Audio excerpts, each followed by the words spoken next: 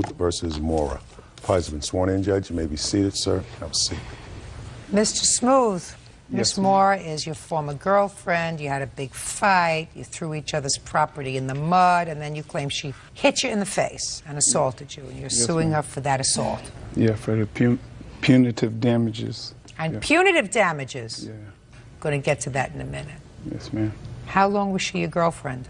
Around 8 months. And when did she stop being your girlfriend? January 26th. Is that the date of this incident? Yes, ma'am. Well, we were never actually together, but we were dating. What does that mean? It means that we hadn't committed to one another as far as, are you going to be my girlfriend? Yes. Are you going to be my boyfriend? Yes. We didn't do any of that. We were just dating, going out, spending time with each other. You weren't intimate or anything? Yes, we were. But it was a lot deeper than that. He's downplaying it a little bit. Well, for you, maybe. Not for him. Listen, okay. I just trying to get the vernacular of what's au courant. Yeah. You know, yes, ma'am. You were just dating, no commitment. But that doesn't mean that you're not intimate, because that's like just going out for a pizza. No. No, ma'am. All right. What was this argument about on the 26th of January? Well, the morning of the argument, she had took my cell phone and went through the numbers and started contacting people on my cell phone. The mornings, does that mean you spent the night together? Yes. Where? At my house. She slept over at your house, and I assume she occupied the same room. Yes, ma'am. So while you were showering or something, she grabs your cell phone? Yes, ma'am. And started going through the numbers? Yes. Sounds right to me. And what'd she find? She came across some numbers of some friends of mine, and Female friends? Yes, ma'am. Mm-hmm. And she contacted them. And I guess when she spoke to them, she didn't hear what she wanted to hear, so she got angry at me. Why is it that I don't have a whole bunch of sympathy for him so far? I'm with you. You don't have sympathy for Bert either. Then you know what that means? That means so far you're in trouble. Okay. But continue. Maybe you'll get there. Well, you look like a nice enough young man. Yes, I am. I'm sure you are. After that, she took my cell phone and she refused to give it back to me. So she went outside to warm up her truck because she was going to leave. And at that time, I went outside to talk to her about getting my cell phone back, and she wouldn't give it to me. So I reached in her truck and I took the keys out the ignition. And I have a daughter, so I need to go pick my daughter up from the babysitter. So I left with the keys of her truck with me to go pick up my daughter. When I returned home, I had about 3 outfits that she bought me in the mud in front of my house, and she was gone. Miss Moore, did you take his clothes and throw them in the mud? Yes, ma'am, but they were all clothes that I purchased for him. Listen to me, Miss Moore, that doesn't make any difference. All right. You made him a gift, bought him clothes, he had a little fit, you took his clothes and you threw them in the mud. So what did you do? So when I returned home and she's gone, I proceeded to take her truck that I had the keys to and move it around to the back of the house. So when she came back, she couldn't see her truck. She wanted to know what had happened to it. And I said, when you give me my phone, I will give you your truck. My brother arranged a swap of the keys and the phone, and she would leave the property. Got the keys, showed her where the truck was. She walked around the back to get her truck, and I went in the house and got her purse. And on the way outside, I slung her purse in the mud. And what did she do when you threw her purse in the mud? She attacked me. How did she attack you? She attacked me with arms flaring and no control. Do you have any photographs of your Yes, injuries? ma'am. I'd like to see them, please.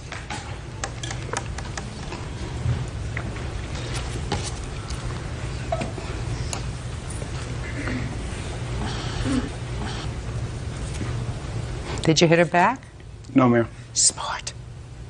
I would never do Really anything smart. like that. Not to mention that this is 2 months after I got shot and almost lost my life, and she still thought Who it'd shot be you? right. Shh! Don't look at her. Look at me. Who shot you? I was a victim of violent crime. I don't know who shot me. I had surgery on my stomach, 8 hours. I'm trying to rehab from that, and... Okay, so Mr. Smooth, Yes, ma'am. you were messing around while you had a girlfriend. She thought she was your girlfriend. She anyway. thought I was messing around. Yeah, well, she thought so, and she had the cell phone, and she had the numbers. I have to assume that you were not involved in a monogamous relationship with the defendant, which means she wasn't the only one. Is that a fair statement? Yes, ma'am. Okay. She got angry. She took your cell phone. You have no right to do that. It's his property. Take it. You're stealing it. You went in and you grabbed her car keys. You're not allowed to do that. Right. Then she left, and you went to pick up your My daughter. daughter. You come back, and you find your clothes in the mud. She comes back. You've moved her truck in the back just to annoy her, and you were successful. Yes. Then you take her good pocketbook, and you throw it in the mud. However, madam, that does not give you license to pick up your hands and to strike him and to scratch his face and to act like an alley cat. Do we understand each other? Yes, ma'am. You are one lucky girl that he didn't have you arrested. Why didn't you have her arrested? Because I do not dislike Siobhan. Outrageous behavior. Judge Judy continues in a moment. Says, ex-girlfriend Siobhan Moore scratched his face during an argument. Oh, you had some scratches and they were treated. You didn't go to the hospital or a doctor, did you? No, ma'am. I didn't think so. All right, so you were a little morally wrong, then you were a little morally wrong, then you were a little morally wrong, then you were a little morally wrong, then you got physical. Right? Unacceptable behavior. Right. You had no physical injury other than a few scratches on your face. Judgment for the plaintiff in the amount of $1,000. That's all. Step out. Parties are excused. You may step out. He wasn't telling the whole story, but oh well. The proof is in the pudding. I had all the paperwork, the pictures, and I mean, those don't lie. There wasn't a commitment of us being boyfriend and girlfriend, but monogamy was supposed to be practiced in our friendship. I feel that we had a lot of good times together, and it was good while it lasted. We're friends, kinda. Her provider, Julia Benjamin, and her husband, police officer Michael Benjamin, are suing Julia's aunt, child care provider Elsie Love, for the return of their dog, Fluffy. Elsie says Fluffy is hers. Mrs. Benjamin, is this your aunt? Yes. And you're her husband? Yes. According to what I've read, it is your claim that you loaned this dog to your aunt. Now you want the dog back. She says you can't have the dog back because this was not a loan. You gave her the dog. And this is all about another issue that is probably much more important, which has to do with the custody of your daughter, who was, for most of her life, raised by your aunt. And you just regained custody of her. Is that right? No, that's not right, Your Honor. Well, let me get to this part of it's not really a defense, but it's sort of a motive. You were on good relations with your aunt? Yes, for the most part, yes. Good. And how many children do you have? 5. Which child lived with you for 6 years? The third, What's the child's name? Maisha. How old is Maisha? Maisha's 10 now, How old was she when she came to you? 4 months old, And how long did she stay with you? 8 years. Was she placed with you by the courts? She was given to me through her mother. How come? Her mother had a drug problem. So Mrs. Benjamin gave you Maisha. Courts had nothing to do with it? The courts had nothing to do with it. Where were her other 4 children? She only had 3 then. The 2 oldest children were with her aunt, and Maisha was with me. So far, is that right? For the most part. Good. And when was Maisha returned to her mother? In 2001. Was that voluntary on your part, or did a court order that return? The court ordered it with stipulations. And the stipulation was involving visitation. Is Yes. that right? Yes. Do you currently have visitation with Maisha? I have visitation with Maisha on the weekends that I have her. I have visitations from after school until 8 o'clock on Sunday night. So you have her for weekends, certain weekends? Yeah, every other weekend. Now I want you to tell me about the dog. You're up. First of all, Not you. Her. okay, I asked my aunt. I had a breakout at my daycare center. I'm a family daycare provider. And Since when have you been a family daycare provider? since 96, In what state? New Jersey. When did you complete a drug program? I didn't complete a drug program. I didn't have to. I got clean on my own. Well, then why did you leave your child with your aunt for 8 years? Can I address the things that she said? Well, your child was with your aunt for 8 years. That's My true. child was with my aunt. I asked my aunt to care for her because I knew that I couldn't at the time. I did not abandon my child. I didn't ask you I did any of not that. give my child away. Listen to what I'm saying to you. You had a drug problem.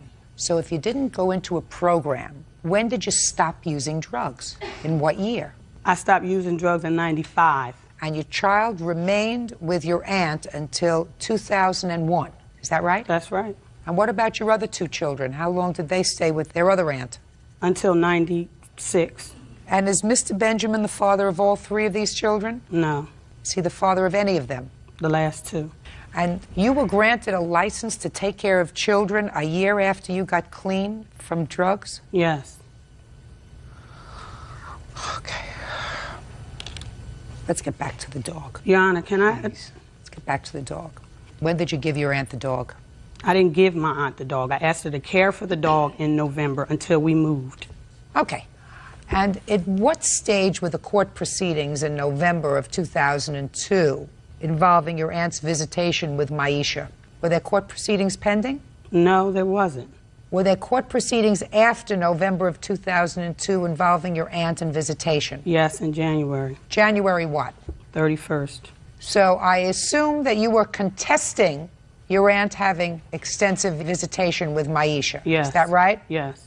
When did you ask for the dog back? My husband asked for the dog back. Tell me when you did that, sir. January 31st. When you were in court? No. When you were outside of court? Yes. So you came outside of court after the case was adjourned, and you had this court proceeding that said that this was not going to be easy. And you found her in her car? No. Where did you find her? I didn't find her at all. When I left out of the court, we seen her friend in the vehicle. And? So I stated to him that I will be coming over to get Fluffy later on. Now, can I say this? Me and this gentleman has made communication in reference to Fluffy on several occasions. He is aware that I did state to him that at any given time when my two daughters, whom I bought the dog for, would continue to pester me about they wanted their dog home, that I would be coming to pick up the dog, and he agreed. And the reason why... Get your kids another dog. Your Honor. Get your kids another dog. Hold You walk out of court in a court proceeding where you are clearly losing. You're clearly losing because the judge is going to adjourn the case until February. And you don't want Maisha to have to be bothered with visitation with the person who raised her. Not true. That's From not the time true. she's 4 months old, quiet. Quiet until she's 8. And now there's a visitation proceeding pending. And Mr. Wonderful over here at that time says, we're coming over to get our dog. You gave her the dog in November. November comes and goes, no word. December comes and goes, no word. January comes and goes. That's according to Mr. Benjamin, who is the owner of the dog. Well, first of all, I didn't finish saying. I'm speaking. But I need to be able to say something else, though. I'm going to let you speak. Okay. So 3 months go by, January 31st, at a time when you're coming out of court and you're losing. Then you say to him, and I'm coming over to get my Fluffy. Mm-hmm. That's what you said. Yes, I did. Good. Now I'm going to hear everything that you have to say. Okay, when Fluffy was given to her aunt by my wife, I really wasn't in agreement with that. I did voice my concern because I did call over to her aunts. I did voice to her how I felt about Fluffy, how my two daughters felt about Fluffy, and that really we weren't happy that Fluffy was with her. But at the same time, you know, if we could just come and visit Fluffy when we wanted to, and if she can bring Fluffy when she picks up Maisha so that he would continue to see us, then I was fine with that. And she agreed. And so therefore, actually, the dog was only brought to my home on one occasion by her boyfriend. Are we finished now? No, I'm not. And so actually, he never brought the dog again, so I made several phone calls and talked to the dog on the phone. That was my only communication with the dog. Did the dog answer you when they talked to Well, you? basically, I asked for a response from Maisha, who was there, and she said that he did the normal. He would wag his tail, and in other words, he noticed, he identified my voice. Perfect. Your Honor. Yeah. Now, just a second. I want to be, you know, my middle name is Fair. Sure. So I want to be totally fair. Are you finished? Am I finished? Yes. Well, not really. Listen, Mr. Benjamin, I want you to be finished, sir, before I let Mrs. Benjamin speak. Well, one of the things I want to say is the aunt had been communicating through my wife, and I had been communicating through her boyfriend. For some reason, the aunt never communicated with me, and probably that's because she knows that she can't say anything to me, and I'm just going to say yes or whatever. But it's going to be a fully understood discussion about whatever the situation is so that we both can be on the same page, and that never happened. Are we finished now? Okay, yeah, I'm finished from that point on, yes. Mark that down. He's finished. So noted. Mrs. Benjamin, I'm ready to hear you. Yes, Your Honor. When I asked my aunt to care for my daughter, I got off of drugs a year after that. It took me an additional year to find housing. When I found housing in 1995, I began asking her to let my daughter come home. She told me no. She needed more time. She was attached. Please don't do this. This is going to kill me. That went on for 4 years. Out of sympathy for her feelings, my daughter stayed there. Any family member? What, Miss Benjamin? Miss Benjamin, you're getting yourself in a very bad spot right now. I never wanted to go to court. I wanted to explain something. You're getting yourself into a very bad spot with me and with everybody else who has ever had a child out there. Because if what you said was you let your child live with your aunt because you felt sorry for your aunt. That's not what I'm saying. Then you know how to find the courthouse. If what you're telling me is that you were clean within a year and you let your child stay there because you didn't know what else to do, I don't buy it. No, that's not what I'm saying. Let's get to the dog. Okay. All right, because there is no excuse. If what you're telling me is you were My clean, daughter could have been home. She didn't want to give her back. Then you got to. She never wanted to give her back. Miss Benjamin, that's why we went to court. Mrs. She Benjamin, doesn't want to give are the you dog listening back. to me? My mouth is moving. Okay. My mouth is moving. If you're a mother, and you wake up in the morning and you go into the child's bedroom and the child isn't there. You know, you listen to me carefully. Then you walk inside to the courthouse and you say, I want my child back. You know what? Let's God get to the dog. Let's get to the dog. God knows, God knows, God knows, God knows, God Let's knows. get to the He's dog. the ultimate judge. Let's get to the He's dog. the ultimate judge. I didn't even want to come here. Good. I didn't even want to come Good. here. Perfect. Case is dismissed. Thank you very much. Goodbye. I didn't even want to come here. Keep the dog. Step out. I kept this dog. I trained this dog. God still has the glory, and I just want to say that. It needs affection. I gave the dog affection just like I gave her a child. I want to say this. I've been clean. God delivered me. He set me free. The whole issue is about Maisha, and since they lost the court case, then they went after the dog. Finance manager Diana Brew is suing her neighbor, homemaker Kathleen Silverberg, for the cost of a bike and harassment. Diana claims Kathleen's boys pick on her son. Quiet in the courtroom, please. Yeah, this is case number 171 on the calendar in the matter of Brew versus Silverberg. Parties have been sworn in, Judge. You may be seated. Young men, have seats, please. Mrs. Brew, according to what I read here, it is your claim that Miss Silverberg's son, one of her sons, would that be you? How'd I know that? One of Miss Silverberg's sons has been harassing your son and damaged his bike. Correct. And after he damaged the bike, he said to him, give me the brakes off of your bike, because I need them for my bike. That was another son. Which son did that? Brian, the middle Which son. one's Brian? That's you. So after the big one... The little one, Mark, did the actual damage of the bike. What did this one do? He damaged a first bike. And then the little one damaged the second bike? Yes, that we bought to replace the first one. And this one came and took the brakes? Yes. Stand up here, all three of you. All three of you, come on. What's your name? Tom. How old are you, Tom? 13. You pick on him? Yes. Why? Because I really don't like him. You didn't like him, why? Because he acted kind of weird and, So he's weird? Yeah. Tell me, did he ever do anything weird to you, Tom? Or he just acts weird? Yeah, he acts really weird. Give me an example of how he acts weird, Tom. He keeps saying stuff about abducting little kids, like my brother right here. Like, what did he say? He says, I'm going to abduct your little brother, and then he starts taunting me, so I chase him away. Tell me how he's taunting you. He starts, like, riding off toward the direction where he was last seen playing or something like that on his bike. Now, what did you do to his bicycle? Look at me. What did you do to his bicycle? The first one that he had. That was not me. That was a kid named Brandon. But you were there. Yeah. So you must have seen it.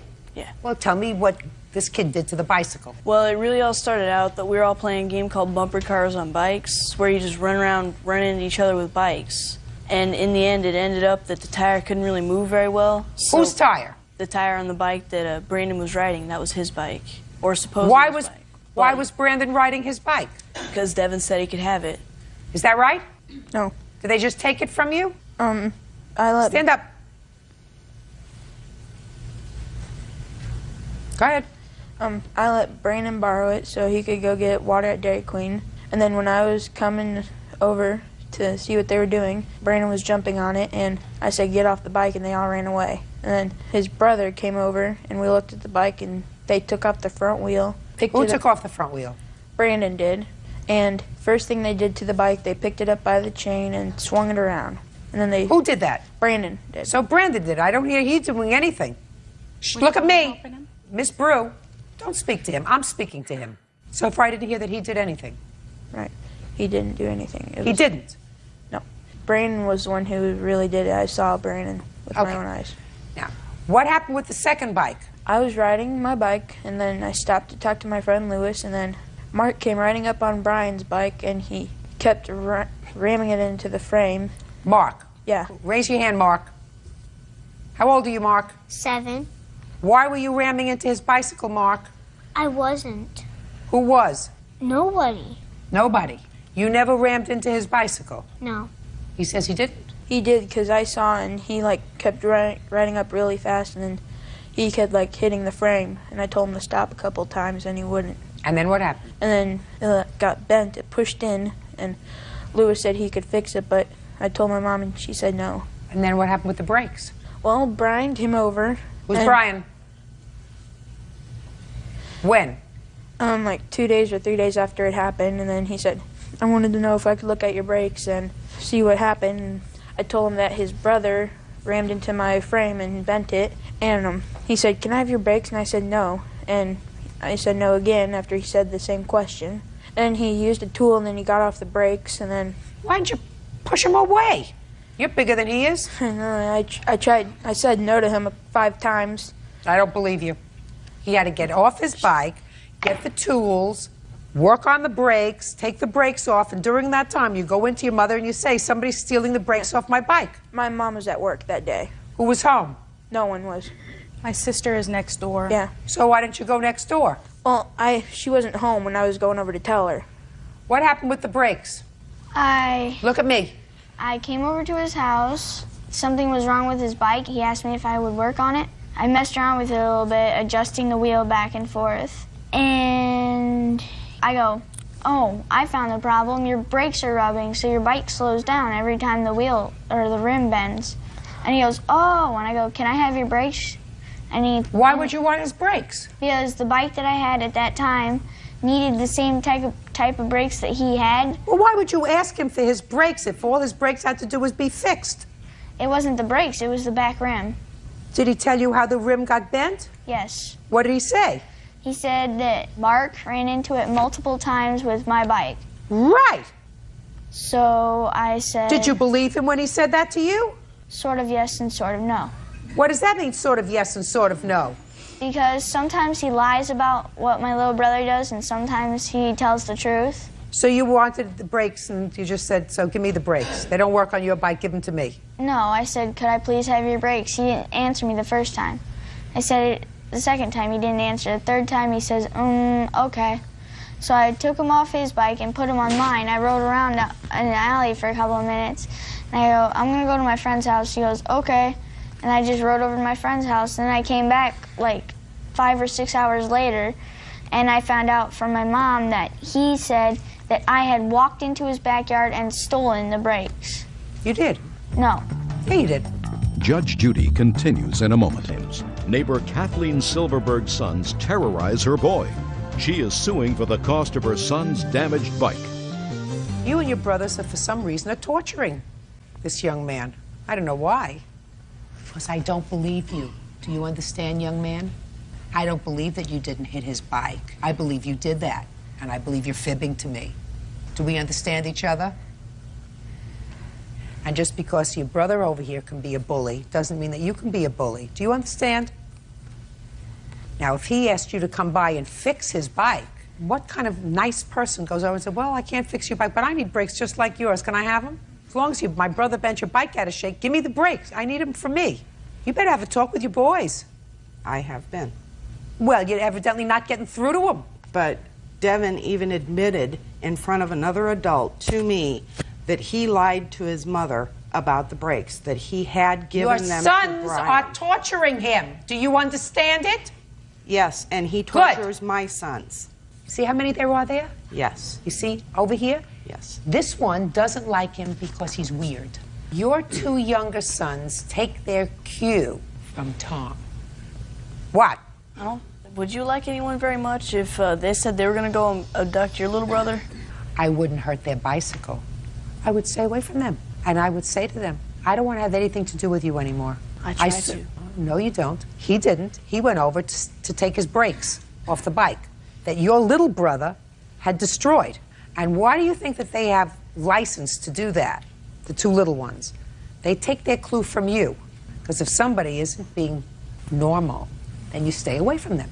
You don't take their property. You don't damage their property. You understand? Do you ever hear your older brother talk about him? Yeah. What does he say about him? He says that he's a crackhead, a D-head. So he says a lot of not nice things about him. You see where it's all coming from? Yes, but I'm also aware of the fact that he goes around and calls my kids the same name. In retaliation. Not when he takes a 7-year-old's bike and hangs it on a 6-foot security fence where the 7-year-old cannot get it. And that's all because he was mad because Brian was not home that day. Was the bike damaged? Yeah, the chain broke. Was it fixed? Yes, we have. Where are the brakes for his bicycle? Brian gave them back to Devin. Do you have them back? Torn apart and damaged. What? They were not torn apart when Brian took them off the bike. I know because I saw him do it. They were in perfectly good condition. They could have been replaced on the bike, but Devin wouldn't let him near the bike to do so. Okay, did you take the bike in to have it fixed? No. To have put new brakes on the bike? No, I hadn't even had the chance. When Well, he then came you and should did have the that. chance to do it. How much did you pay for the bike? $65 on sale. I think you ought to take the bike and have it fixed, and I think you could probably have it fixed for $25, which is what I'm awarding you at a judgment, not the $1,500 that you're asking for. I would suggest you stay away from each other. Mm-hmm. Did you hang up his bike on a chain link fence? No. You didn't? So we couldn't reach it? It was like a short fence, not a high one. You can't do that, young man. But you 3 boys have to leave him alone. If he's weird, stay away from him. Period. And they don't want to play with you anymore. Find somebody else to play with. Okay. Judgment for the plaintiff in the amount of $25. That's all. Goodbye. Parties are excused. You may step out. Devin is the kind of person that wants to be friends with everybody. He pushed me down. He made me hit my head on the cement. He was calling me names, and I didn't like it. And it hurt my feelings. That's what made me angry. He hates me. Year-old vendor representative Christopher Tebow is suing his former friend, 22-year-old waitress Joanne Cody, for an unpaid loan to bail her ex-boyfriend out of jail. Joanne says it's her ex who owes. Mr. Tebow, it is your claim that you made a loan to the defendant in the amount of, I believe, $800? Yes. The loan was in order for her to secure the release of her then-boyfriend who was incarcerated. Boyfriend's name was? Daniel Norman. Daniel. Ms. Cody says that she did, in fact, take $800 from you for the bail. Yes. But there was never a loan because she never made an agreement to repay you. Is that right? Correct. Daniel agreed to repay him once we bailed him out of jail. All right. Who is this? That's Dan Norman. Daniel. I assume you're not together anymore. No. Stand up for a second. Just some preliminary questions. Daniel, you have a last name. Norman. What were you in jail for? Myself and a friend of mine broke into a car and took the radio out. Were you convicted of that charge? Yes, ma'am. Did you receive a jail sentence or were you placed on probation? Probation. Now, did you live in one state and Yes. were arrested in a different state? Correct. Okay. Where did you steal this car? In what state? Connecticut. And where do you live? Massachusetts. Didn't they have cars in Massachusetts, Daniel? Yes. Now, I say that because you were a Massachusetts resident and were arrested in Connecticut, your bail was higher. Correct. So in the future, you understand where you have to do business. Not at all, Your Honor. Right? Now, who was the first person you called? I called my grandparents. And they could not help you with any money? No. Had you been arrested before in Massachusetts, Daniel? Yes, ma'am. For what? Operating on a suspended license. What else? In Massachusetts, I believe there's many operating on a suspended along motor vehicle lines. So your grandparents had it? Correct. Who did you call? I didn't call anybody. How did you get bailed out? There was a friend that was with me. Yes? He got bailed out by his girlfriend, and he called around a couple of my friends to try to put together some money for me. You didn't make any phone calls? No, ma'am. Why not? I was only allowed one. Okay. This lady is... Joanne's mother, Elfrida Cody. It's not true. Marion from the court there called up our house and asked Joanne if Joanne could bail him out and loan him $350. Who called you from the court? Marion, a girl named by Marion. Who's Marion? I believe she was worked in the public defender's office. Ah. Daniel, when I ask you if you called and you say, I never called, if you gave her telephone number to the public defender who was handling your case, I consider that you calling. Yes, ma'am. Do you understand? Yes, ma'am, I do. Did you give the public defender Miss Cody's telephone number? I did, Your Honor. So when you were contacted by the public defender, what did you say? I said, what are you calling in reference to? And she explained to me, Daniel Norman's been arrested. And I said, how much is his bail? She said, $350. And when I got to Hartford, where he is arrested, they told me it was going to be more money because of the fact that he was a Massachusetts resident. So now we have that cleared up. Daniel. Yes, ma'am. May I say something else? Sure, you've been doing well so far. They were boy and girlfriends. I figured that. Because one time they went out, she had too much to drink, and he put her in the shower. Because I know his blue car. That was a little more information than I need. Now you can. Christopher Tebow says his former friend, Joanne Cody, owes for a loan to bail her ex-boyfriend out of jail. Joanne says the person who owes is standing next to Christopher. So when you found out you needed more money, what did you do? I had $1,300 in my savings account. Chris had called me and I was crying and he asked what was the matter, and I said, you know, Dan did something stupid again where he's involved with the cops and it's going to be $2,100 to get him out. I only have $1,300. And he said, I can help and give $800 towards it, and I said, fine. And when we got him out, Dan told him, I will pay you back. Because I feel, why should I have to pay him back when Dan owes me $700 from putting his car back on the road for him? Who put whose car back on the road? I loaned Dan $700 to put his car back on the road. So when I got the bail check back from Connecticut, I felt I didn't have to pay because, one, Dan was supposed to take care of this $800. You see, Miss Cody, what I didn't understand was your math. You put in $1,300, correct? Correct. But you got back $1,750. Yes. So there's an extra $450, right? Right. Why should you be able to keep that? Because Dan said he was going to pay Chris back the $800, and I put Dan's car back on the road for $700. So That's a different lawsuit. If you claim a loan to him for something else, sue him. But if you only put in $1,300, you can't keep all that money, that $450. That's unreasonable. Do you understand? Yes. Now, I see immediately that she's got to give you $450 because she can't make a profit on his jail. Right. But why don't you sue him for the other $350? Because the initial agreement was she could pay me back as soon as she could. Well, let me ask you this, sir. Who did you come to court with today? Daniel. What about dinner last night? Who did you have dinner with? Daniel. Who did you have dinner with? My mother. Are you following where I'm going? Yes. Why don't you pay him back some of the money that he laid out to get you out of jail? Because the agreement, Why don't you pay him back some of the money he laid out while you were in jail? Because Miss Cody already received that collateral money back. She only received part of it back. Correct, and I was to pay her the extra $350 the bondsman keeps as a fee. Did you pay her? No, ma'am, not yet. Why not?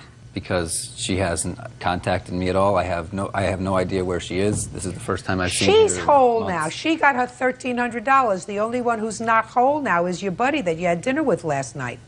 Correct. So why don't you pay him back? He's going to get $450 from Miss Cody, leaving a balance of $350. Who should pay that, Bird? No, ma'am.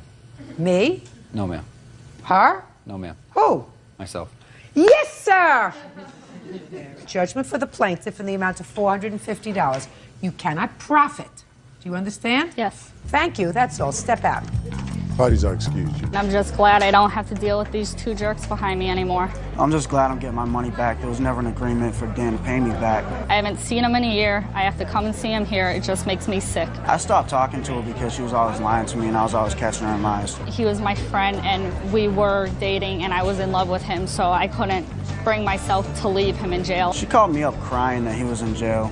And I just felt bad. I should have just left him there. He says 20-year-old Michael Plumley owes for the loss of value to his vehicle due to a drunk driving accident. How much did you pay for this car, Mr. Bracey? $58,000. What did you go like this for? What does that mean? Somebody give it to you as a gift? No, ma'am. I bought it. I worked hard. I bought it. And you paid $58,000 for it? Yes, ma'am. It had a sticker price of $62,000. You drove a hard bargain. Mr. Plumley, yes. How old are you, sir? 20. You work? Yes, ma'am. What kind of work do you do? Wash trucks, tractor and trailers. You wash them? Yes. How long do you think you have to work to make $58,000? It'd be an awful long time. Long time. What kind of work do you do, Mr. Bracey? I'm a commercial pilot. So he works hard for his money, right?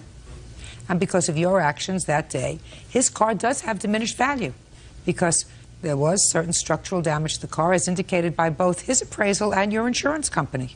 And why should he have to suffer that loss? Fortunately, he wasn't hurt. That's the most important thing. But I understand why you're angry, because this young man was up all night doing the wrong thing, and you and your wife suffered a loss. You want to be fully compensated. I don't blame you. I think somewhere in between the $4,400, sir, and the $900, there is a reasoned amount. You agree with that? Your Honor, I agree with what you're saying. However, I did see other appraisals of the truck, so there weren't just two different opinions. You have other appraisals? Yes, ma'am. I'll take a look at them. Okay. As I said, I base my claim on that appraisal. I know you do, sir, but that doesn't mean that I have to base my response on that appraisal.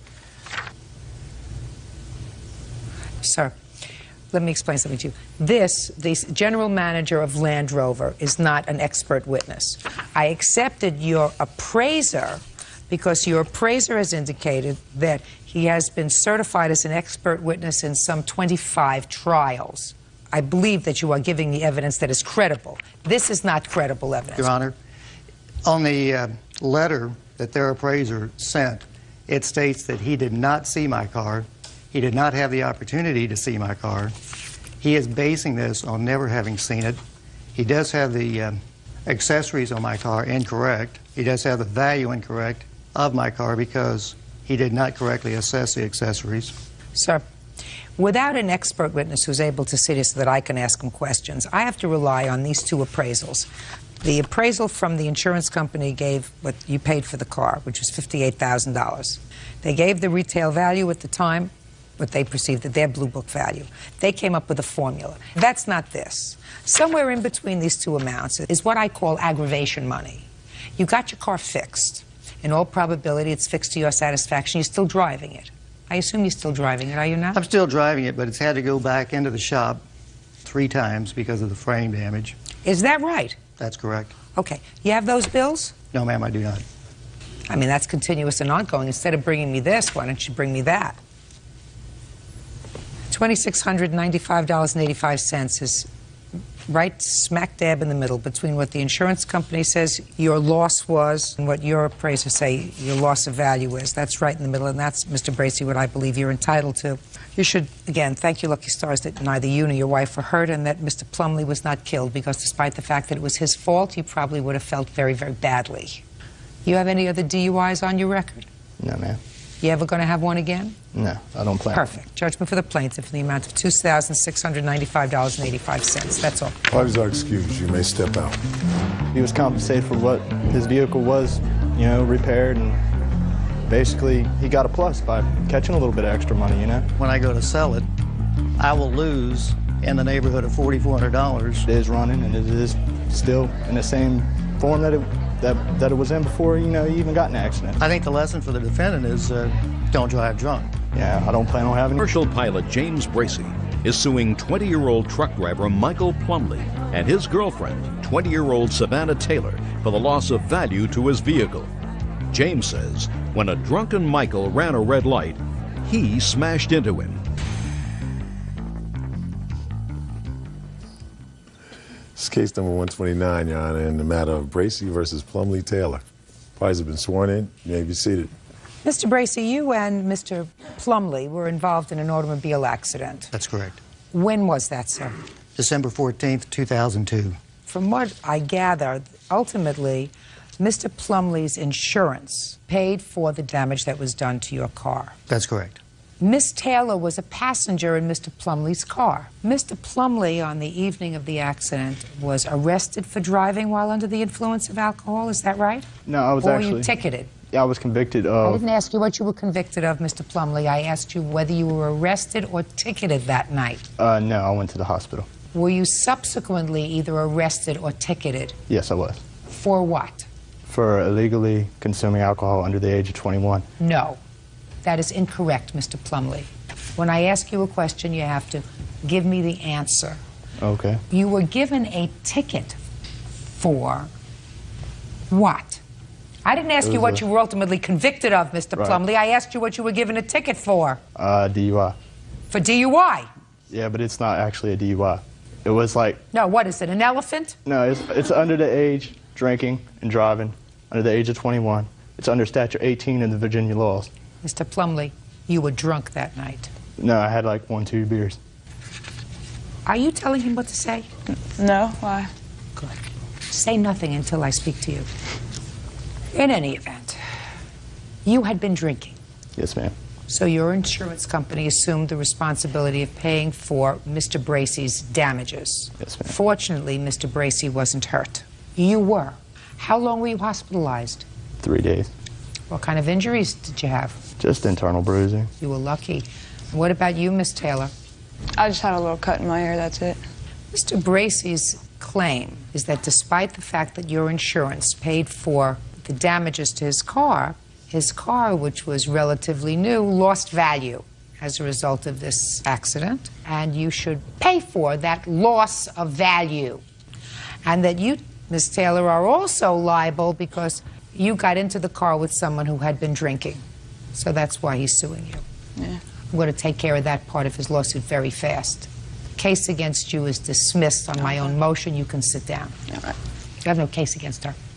I don't know if you have a case against Mr. Plumley, even though you're pretty aggravated and irritated with him. Let's see. Tell me about the accident itself, just to give me a frame of reference, Mr. Bracey. On the morning of December 14th, my wife and I left our house and drove about 1.5 miles to the intersection where the accident occurred. I was driving less than the speed limit. I approached the intersection. I had the green light.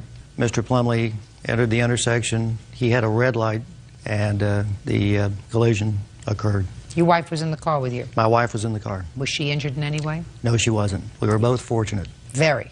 What kind of car were you driving? I had a Range Rover. What year? 1999. Okay.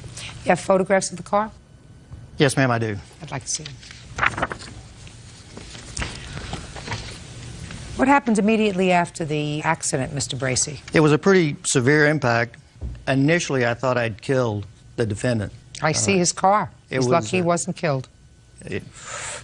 Bird. I checked my wife. We had 2 dogs in our car, and everybody seemed to be okay in my car. I went over to Mr. Plumley's car, and I seriously thought that I had killed him at that moment or he would soon die. So I got a blanket and covered him up. From there, EMT arrived almost immediately and began taking care of them, and I went back and took care of my wife. Who was probably pretty shaken up. What about Miss Taylor? She didn't appear to be hurt. She was what appeared to be in shock, and she was to some degree tending to the defendant. My wife went over and told her not to move him, and then she went back to our truck and stayed in the truck for the rest of the... Now, what time was this? This was at 8:30 in the morning. And you were on your way to work? No, we were out on a family outing. This was a Saturday morning. Where were you going, Mr. Plumlee? I was on my way home. From where? From a buddy's house. I'd been playing darts all night long. And what about Miss Taylor? She was with me. Is she your girlfriend? Yes, ma'am. All right. So now I know what happened. He's playing darts and having one beer all night. He almost gets himself killed. You got a good smash on the front end of your Range Rover that looks like a pretty decent car, because despite the fact that you caused the kind of damage you caused to his car when you hit it, your car was relatively unscathed. You're pretty lucky. Now, my question to you, Mr. Bracey, is when you accepted the money from Mr. Plumlee's insurance, did they or did they not have you sign a general release? No, ma'am, they did not. I didn't get any money from his insurance company. They paid the repair shop directly. So you signed nothing? I signed nothing. How do you value loss of value on a 1999 Range Rover, which has been repaired to your satisfaction, because it had to be to your satisfaction? How do you value loss? Well, I talked to the defendant's insurance company. They gave me a set of criteria that I would have to meet. One of those was to get an independent appraiser to appraise my car both before and after the accident. And I did that. Can I see it, please? Yes, ma'am. And that appraisal is what I base my claim on. What happened when you gave this to the defendant's insurance company? They looked at it and basically disregarded it and offered me a $1,000 settlement. They had another appraisal done that came up with an appraisal of $981. Can I see it, please? Yes, ma'am.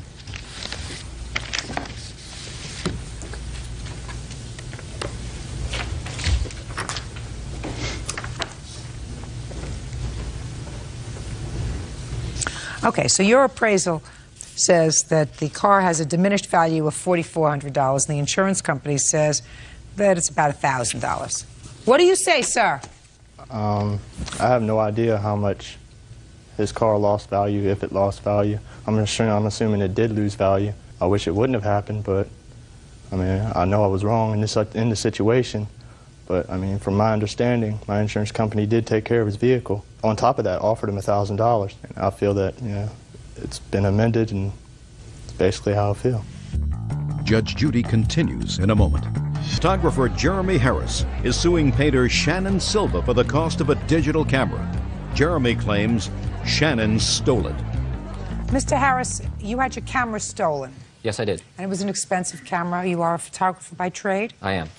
And it is your claim that Mr. Silva stole your camera. It is. Mr. Silva says he doesn't know what you're talking about. When was your camera stolen? On April 18th, which was a Friday. Where was it stolen from? From a bar in San Francisco. Had you ever seen the defendant before April 18th? I did not. Did you see him on April 18th? No, I did not. Then what makes you think he stole your camera? I received a phone call on April 23rd, actually the 22nd, I didn't check the messages until the 23rd, from an individual claiming to have my camera, and he was using it for his own personal use and was not going to give it back, and some obscenities, and that was basically the gist of the message. So you think that somebody who stole your camera called you, knew who you were, so they had to have been at the function, or they had to have known you. Is that right? I returned to the bar that it was stolen from and put up a flyer outside the bar and inside the bar, talked to some of the bartenders and the people who may have been there. And on that flyer, I offered a reward for $200 for the return of the camera, no questions asked, and left my cell phone number on it. I see. So anybody could have walked in and taken that number. Yes. And called you. Yes. Whether they stole the camera or not. Yes, that's true. So if somebody wanted to torture you, they could have done that. If somebody was acting like a fool, they could have done that. That's absolutely true. Now, what makes you think it was Mr. Silva? The person who left the message conveniently left his cell phone number on my caller ID on my cell phone. Okay. Which I, after reporting it to the police, I took the liberty of going after the information myself, which led me to Mr. Silva. How did you get to him? Through an online investigative service. Do you have that I do. recording? I'd like to hear it, please. Hey, I'm calling about your Nikon Coolpix 5000, small black little camera with a strap. Yeah, I found that thing the night you lost it, so, but it's been very useful, and I just wanted to let you know that, hey, you know, I've got some really good footage and stuff. Hopefully I'll be able to incorporate it with my business. So, cool. I'll put it to good use, don't worry. There's no way I'm ever going to give it back to you, so just write it off the tax bill, whatever, I don't care. But, you're for leaving it there in the first place, so, you know, you're stupid. Later. What's the name of the bar this? The Tavern. Have you ever been there, Mr. Silva? Yes, I have, Your Honor. Now, let's not even talk about whether or not you stole his camera. Did I steal his camera? I didn't ask you whether you stole his I didn't camera. hear the question. I said, let's not even talk about whether you stole his camera or not. Let's talk about whether you were an idiot and made the phone call. For fun. For fun? Yeah, just for fun. Well, Your Honor... Just for fun. I'm not quite clear on what you're trying to say to me, Your Honor. What I'm trying to say to you, Mr. Silva, is that you made the phone call because you were a jerk. That doesn't necessarily mean you stole the camera. As a matter of fact, I think that you probably didn't steal the camera.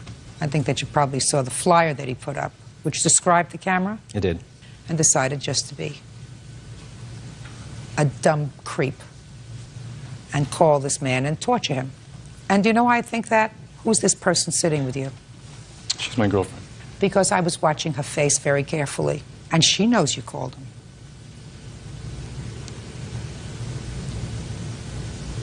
So you owe him an apology. You probably didn't steal his camera, but you put him to a great deal of trouble.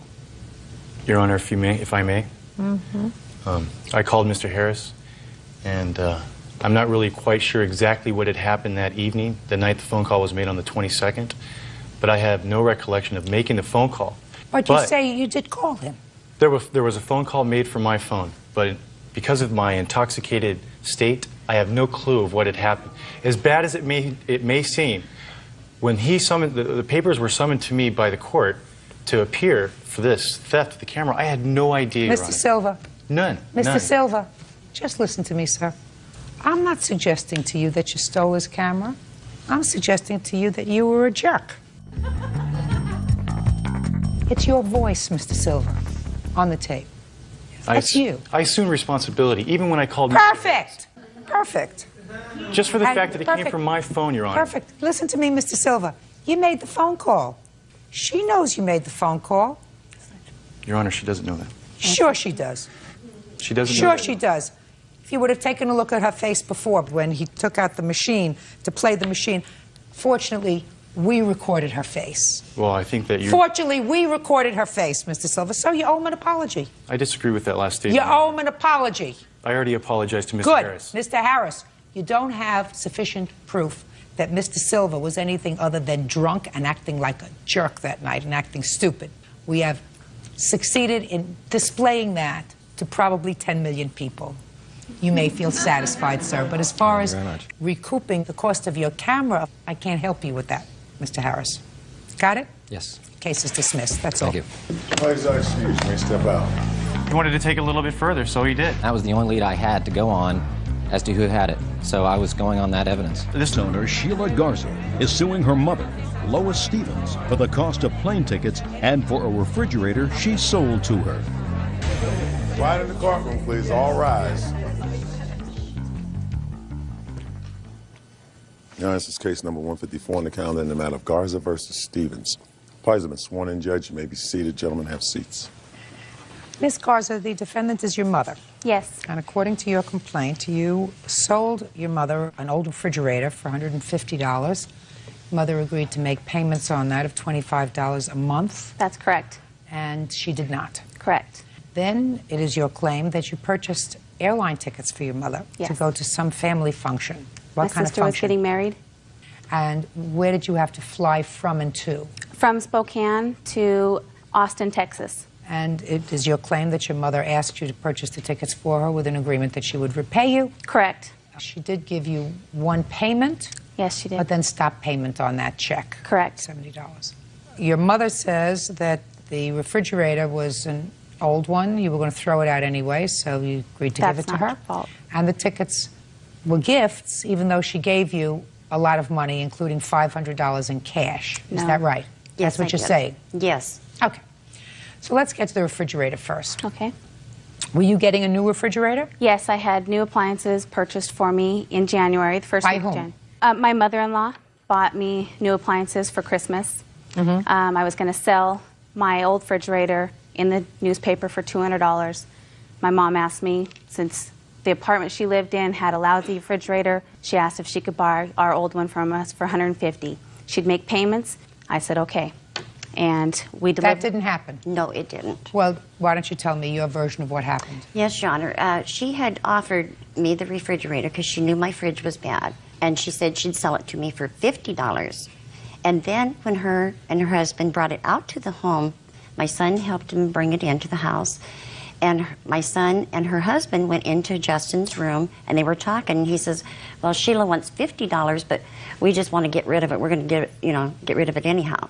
That was the end of it. And then I went up to her Mary Kay party, and something was brought up about the fridge. And I says, oh, wait a minute. I think you better have a talk with Rick. Him and Justin were talking, and Rick said he was just getting rid of it anyhow. That's Okay. That was the All right, bottom so line. then let me dispel that for you, Miss Stevens. You had an agreement with your daughter to buy the refrigerator. For $50. That was your agreement. The fact that her husband may have told your son, we were going to get rid of it anyway, that does not vacate your agreement. You still had an agreement. And your daughter says it wasn't for $50, it was for $150. Now, Ms. Garza, is it possible that you made a mistake, that it was $50? No, Your Honor. It was a Kenmore side-by-side. It was a nice fridge. I was just originally going to get a new dishwasher. There was a good deal going on in January for a fridge as well, matching fridge. I would reimburse my mother-in-law for the new fridge, and I was going to put our old refrigerator in the paper for $200. She wanted to buy it. Okay. I believe you. Now let's get to the tickets. Okay. Tell me about how that came about. Your sister is getting married in Texas. Yes. Your mom wants to go. Yes. My brother was supposed to walk my sister down the aisle. She had nobody to walk her down the aisle. My mom claimed she was not going to allow my brother to go if she could not go as well. Well, exactly what did she say to you? She said that. I'm not allowing Justin to go if I can't go too. I don't have the funds to go. On the 7th. 7th of what? Of April. I called Southwest and reserved 2 round-trip tickets for them. Went down the very next day on the 8th and purchased the tickets. I kept the tickets until the day before we left. Said, Mom, these are the tickets. Where's the payment? She said she'd pay me $70 a month. Just a minute. I didn't hear you make an agreement with her. Well, it was over the phone. She had said, I will pay you $70. Sure, all I heard was, let's go back, Ms. Garza. Sorry. All I heard was she said, I'm not letting him go unless I go too. Correct. And During then that you time- hopped to, I went and bought the tickets. Sorry. She had said that, you know, she was going to try to come up with some money. During that time, we had talked. She said, I can't come up with any money. I've tried all my resources. Can I make payments to you? I was very leery at first, said no, because you still haven't paid me for the refrigerator. Talked with my husband, and he said, well, if she's not going to let your brother go. My sister was very upset because she'd already bought the tux for him. She needed him there. I asked my husband, honey, can we do this? I called her. She said, yes, I'll pay you $70 a month. I will write you a check in advance for a payment. And when I got back from Texas, she had put a stop payment on that check. Can I see the stop payment on Yes, you can.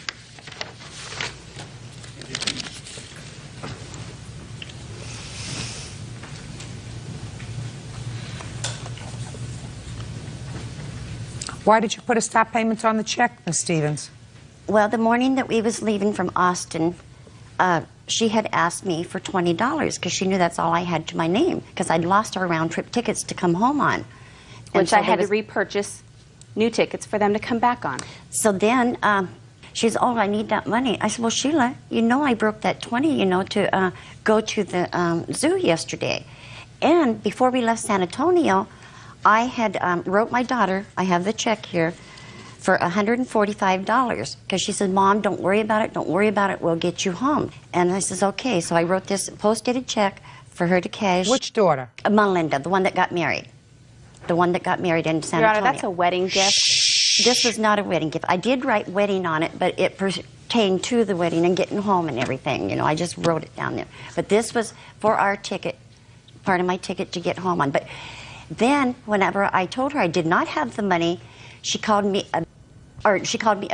I'm sorry. She called me a... That's not true. And I was just totally... And it's not the first time she's called me numerous names. She keeps me away from my grandchildren at times and everything. Ms. Stevens, what does that have to do with stopping payment on the $70 check? Because of her calling me a... Well, that may wash in a family, yes, but it doesn't you're wash right. in court. She numerously just degrades me. Ms. Stevens. Calls me anorexia, everything, and I'm not. Ms. Stevens, so what you're saying is you agreed to pay her back for the plane ticket, but you decided not to pay her back because she was disrespectful. Your Honor, I paid her $500. I borrowed it from my ex-boyfriend that we were together 8 years. I borrowed it from him. She came out that morning. I gave her that. Wait, just a second. You're doing a fast dance, Ms. Stevens. Judge Judy continues in a moment. She says her mother, Lois Stevens, owes for plane tickets and a refrigerator. You borrowed what and when and from whom? Let's start with what. Okay. You borrowed what? I borrowed $500 from Roger. When? On this 1st. On the 1st of what? 1st of April. Sheila came out to my home. Yes. And I had to keep some of the money and everything to buy him clothes, some clothes and everything to go. And then I wrote her a $70 check, you know, to cover the remaining. You're dancing, Miss Stevens. Are you sick? I canceled the check because her calling me one too many times. Are you saying that you gave her $500 in cash? Yes. That is not true. Just a second. Well, that's what you write in your answer, that you gave her $500 in cash. If you could... on the 1st. Now you say that Roger gave you $500, but you used most of it to buy clothes and other stuff. No, I used my money for that. I'm sorry, I misstated it. You misstated it because yes, it's not true. You no, never gave your daughter $500 in cash. Yes. Because if you... Hey, listen to me. You never gave her $500 in cash, madam. I'm going to tell you why. Because if you gave her $500 in cash on April 1st, on May 1st, you wouldn't have given her a check for $70. Because that would have paid the entire airline ticket if you gave her $500 in cash, your ticket. So that it would have been no reason for you to give her $70.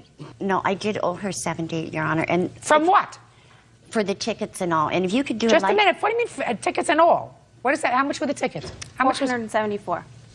Your ticket didn't even come to $500. Then I missed... So why would you give her $500? You wanted to make her a present? Your Honor, I'm mistaken then, because I've just been... You're mistaken. All right, I'll agree that you were mistaken. Yes, I am. All right, you're mistaken. I was just a basket case going to the wedding anyhow, because when the kids all get together, they just gang up on me. It was a nightmare, Your Honor. She completely... it was a complete nightmare having her there. She completely ruined every function that we went to. No. I mean, if you need any more evidence, Your Honor, I do have the... Can I see it, please? And I have the statement also from Southwest, which they only give this to the purchaser, and they researched and sent that to me, stating that I was the reserver and I was the purchaser on both round-trip tickets there and the return tickets back for both of them. Because you said you could get them cheaper. That is not true. What if she can get it cheaper or not? What difference does it make? Why did you lose them? Accidents happen. I'm sure I'm not the only one that's lost tickets in life. You're the only one that I know so far today who's lost tickets that somebody else paid for, and then they had to pay for the return tickets. She did not and pay. Then you don't want to pay her for them. She did not pay for the tickets. Did you ever say to your daughter that your son's not going unless I can go? go? No, I definitely did not. I absolutely did not. He can testify to that. And he can testify also to the money situation and the refrigerator situation. I'm not going to ask him to do that. You still live with your mother? Yes. How old are you? 18. You going to stay there for a while? He's still in school. Shh. Are you staying there for a while? Yes. It's just you and your mother? Yes. What's your first name? Justin. Justin, your primary responsibility is to make yourself the best human being that you can be. Do you understand me? Yes. That's your first responsibility, is to yourself. Do you understand? Yes. If you don't do that, you don't have one wasted life, you're going to have two. Do we understand each other? Yes. You understand? I don't have to say any more to you, right? Yes, Do you understand? Your Honor. Not one, and you have two wasted lives. Your primary responsibility is to yourself. Judgment for the plaintiff in the amount of $875. I find that there was an agreement to buy the refrigerator, which was not paid. addition to the bounced check fee for $70 and the airplane tickets and their replacement. That's all. Step out. Thank you, Your Honor. Well, you're going to run for Parties are lying. excused. You may step out. It is absolutely a lie. And I hope she rots. I'm told the truth, so the Lord is going to see to that. it's just drama. That's just how she is. Hero bus driver Latasha Phillips is suing neighbor, medical transport driver Keith Graham for the cost to fix her car. Keith is countersuing also for car repair costs. Miss Phillips, you and the defendant are neighbors, is that right? Yes. And it is your claim that your car was hit by the defendant's car, which was being driven by a friend of his. This friend? Yes. Correct. And you want the defendant to pay for it because he said he would. Is that right? Yes. No. Mr. Graham says when he heard about the accident, he thought perhaps his friend was at fault, and he agreed to give you some money, which you took. Correct. And you signed a release. I didn't sign anything. So let's see if we could make this as brief as possible. If you signed a release, Miss Phillips. I didn't sign anything.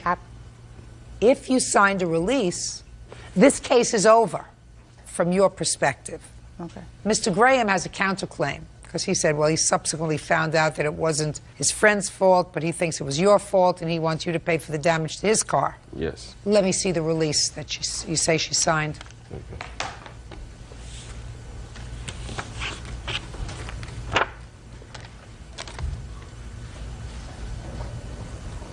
Who wrote out this release? I wrote it out, Your Honor. And who signed Latisha Phillips? I did. I didn't sign it, I printed it. I didn't close it by signing the bottom of it. I printed my name where it said I received $200, but I never signed anything at the bottom. So between the time that he gave me the $200 and now, he could have altered it and wrote anything.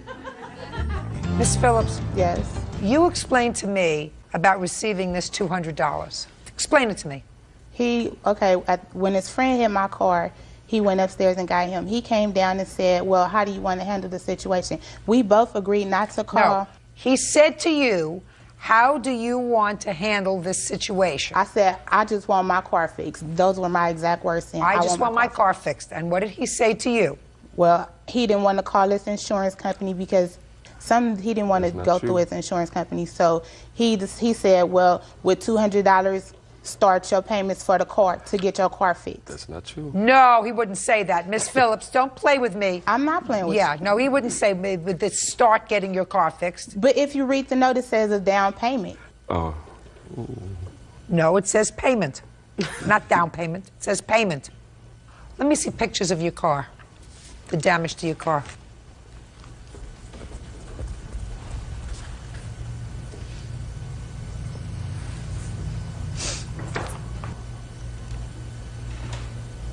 Did you have it fixed?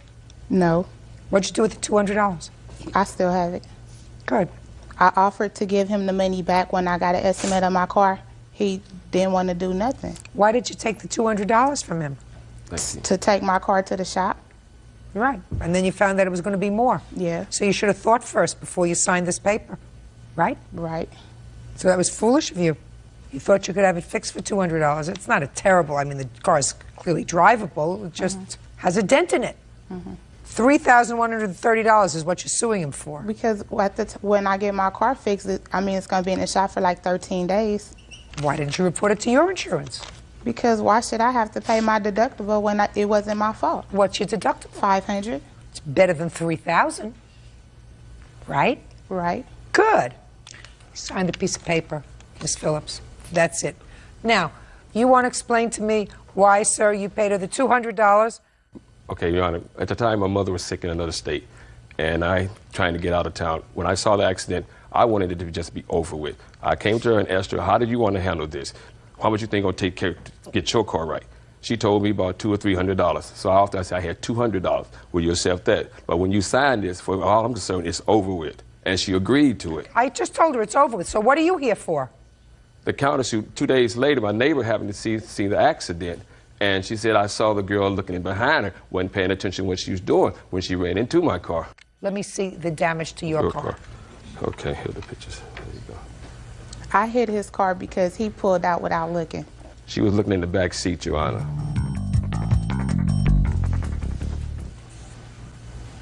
Tell me your name. My name is Rita Kreiner. Ms. Kreiner, tell me what you observed. I think it was on February 19th of this year. That morning, I was waiting for transportation to take me to the doctor. As I'm looking, she came just like this, and I saw Woody was parked right in front of my step. Go ahead, continue. Anyway, as he started the car up, I got out of the window, and I started looking at the news. I got back in the window again to look for the driver again, and that's when I seen her coming, and bam! And I called him later on. Thank you. Mr. Graham, when Woody came upstairs, he spoke to you, is that right? Right. Woody told you it was his fault? No, he did not.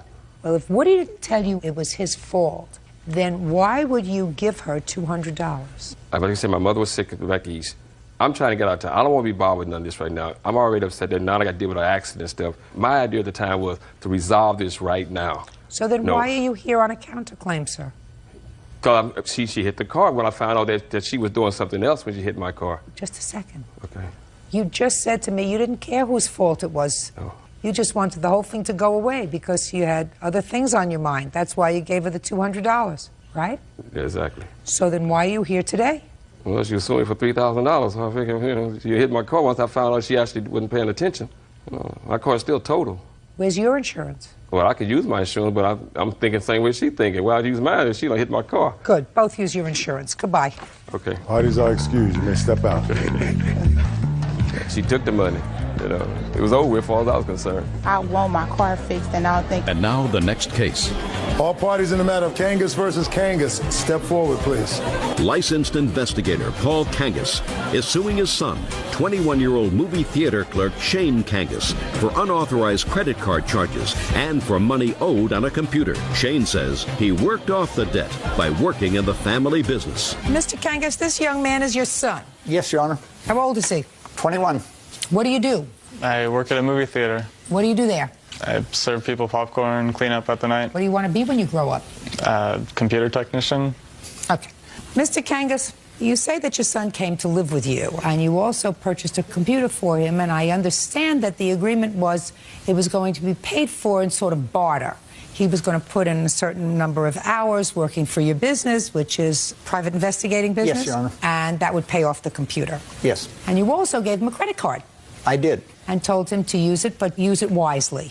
It's to help him in the business, so when I sent him out to do something, like go to the lab to develop film, that he'd have a way of paying for the film, picking up the film. And what about personal stuff if he needed something?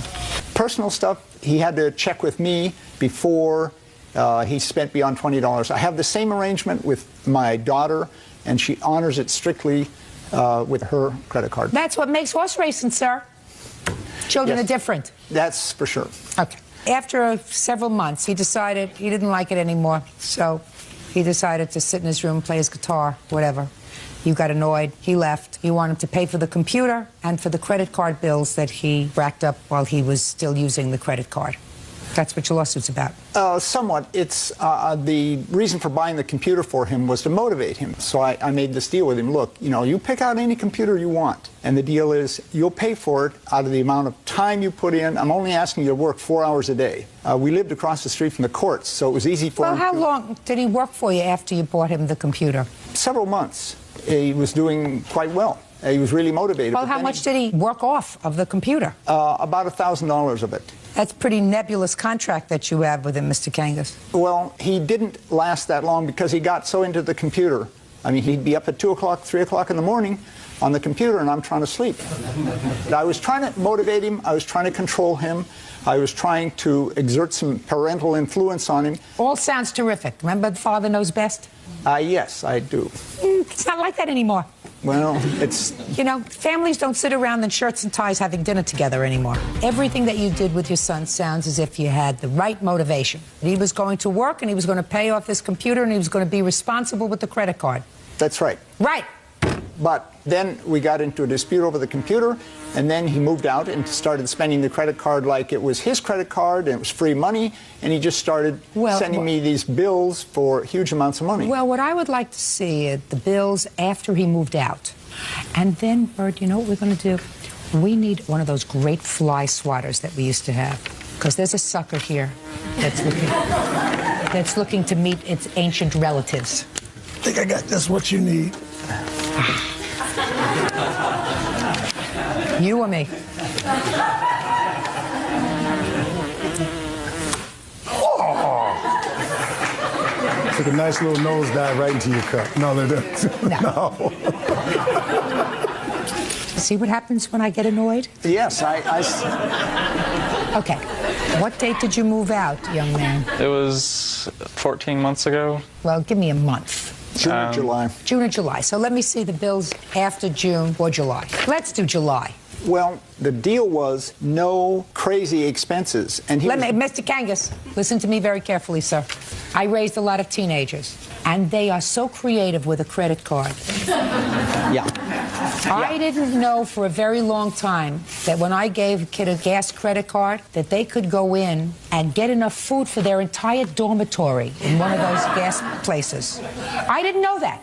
And I said, how could they use so much gas? The campus isn't that big. Where are you using all that gas? And then I realized that you can buy milk and juice and newspapers and cookies and snacks and eggs. And you can not only buy, listen, and you can not only buy it for yourself, but you could buy it for all your friends, because if you buy it for all your friends, they give you the cash. Right. Do you understand? Listen, Mr. Kangas, I know that that happens. I didn't sue my children.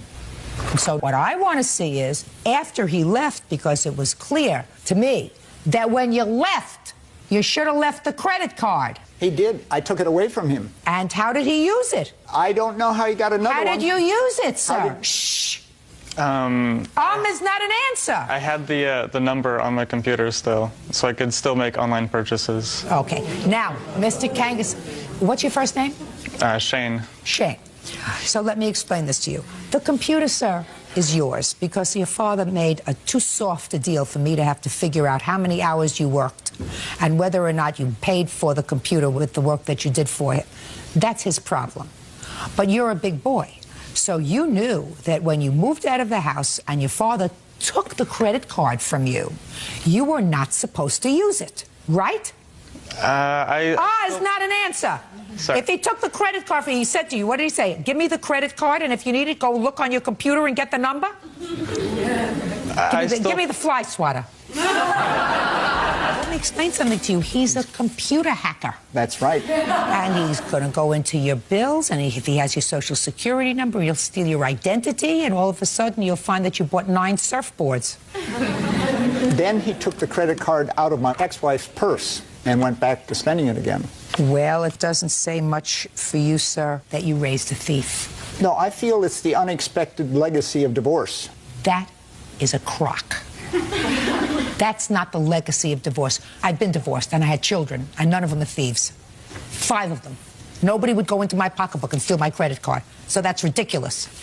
Well, he's depressed, and I feel that... He's depressed? Yeah, he's got a He's depressed. He's a thief. That's not being depressed. Look at him. Does he look depressed to you? He doesn't look depressed to me. He's got a lack of... A little high, maybe, but not depressed. Right, Shane? No. Really? Really? Really?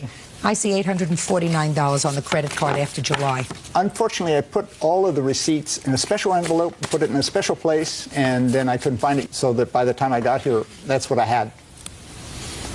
I understand. I should have had better control of my file. No, you should have better control of your son. That judgment for the plaintiff in the amount of $849. That's all. Parties are excused. You may step out. I can understand. Card. Yeah, this is case number 376 on the calendar in the matter of Hopper Damron versus Carnes. Parties have been sworn in, Judge. You may be seated, sir. Have a seat. Who's Miss Hopper? Hi. Okay, and who are you? I'm Melissa's mother. I'm Tammy Damron. Why don't you have a seat, Miss Damron? How old are you? Okay. 18. Okay, why don't you have a seat for a minute? I don't know if we're going to need you. Is this your former husband? Yes. Or soon-to-be former husband? Yes. But you are still legally married? Yes. How long have you been married? 1 year on September 27th. And you have a child who was how old? Almost 3 months. And Miss Carnes is his grandmother? Yes. Got it? Got it. From what I gather, a couple of years ago, you and your then boyfriend needed a car. You had an old car, and you decided to get a new one. Right. You didn't have good enough credit to buy a new one, so you asked Miss Carnes if she would buy the car in her name. You would make all the payments on the car, you and your husband. Correct. And you were going to trade in your old car as the down payment. They gave you a $2,000 credit. Correct. Is that right? And Grandma said she would do that, even though she risked her own credit if you didn't make the payments. But you did, in fact, you and your husband made the payments.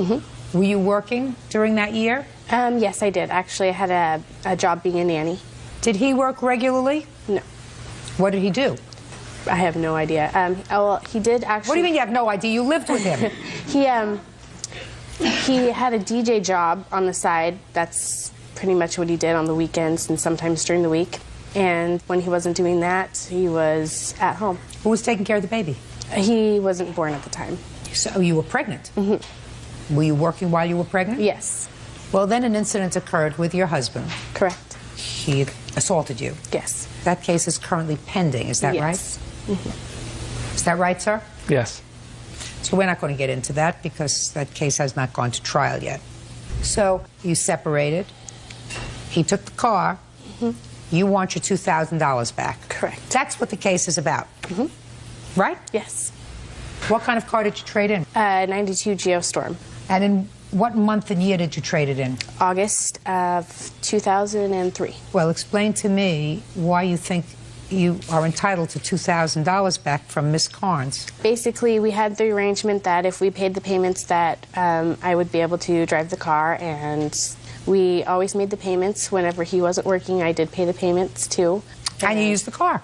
I honestly didn't have the car that much. He would take me to work. Well, we don't balance that out. You had it sometimes, he had it sometimes. My question to you is, look, this is what she has. Okay. She doesn't have the car. Right. He has the car. Right. Right? Right. Stand up so I don't have to point. I'd like to look at you over here. She doesn't have the car. She's a good Samaritan. Right. He has the car. Right. All she does is have the aggravation. She has the loan.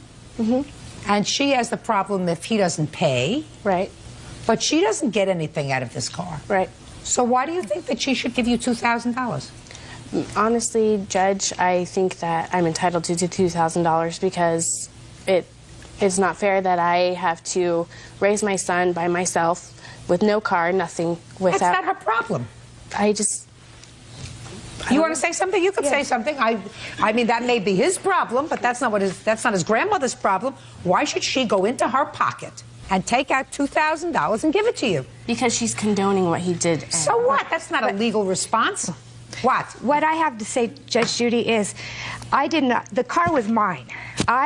Melissa had transportation. She got together with this guy. The mistake in the matter was that we didn't get anything in writing. I didn't want them to use... Melissa had transportation. She worked. She goes to school. He didn't work. The fact of the matter is, now, whenever he wasn't working and the payments had to be made, it came from Melissa or from... Miss Damron, excuse me. You're not following me. Okay. Why should Miss Carnes, under what theory is it fair for her to go into her pocket?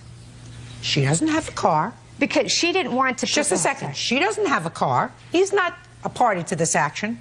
Why should she go into her pocket and take out $2,000 and give it to your daughter? I didn't want that car to be used as a down payment, but she did it anyway. Right. And you're not exactly. Yeah, she said that. She said that she would put the car in her name and not put their name on the title whatsoever. Your daughter asked her to do that. Yeah, and I was there at that time. Just a minute. If they needed a better car, did they ask you to use your credit? They did. And you said no? Yes. Okay. Because you didn't want to have that responsibility. Correct? Correct. Okay.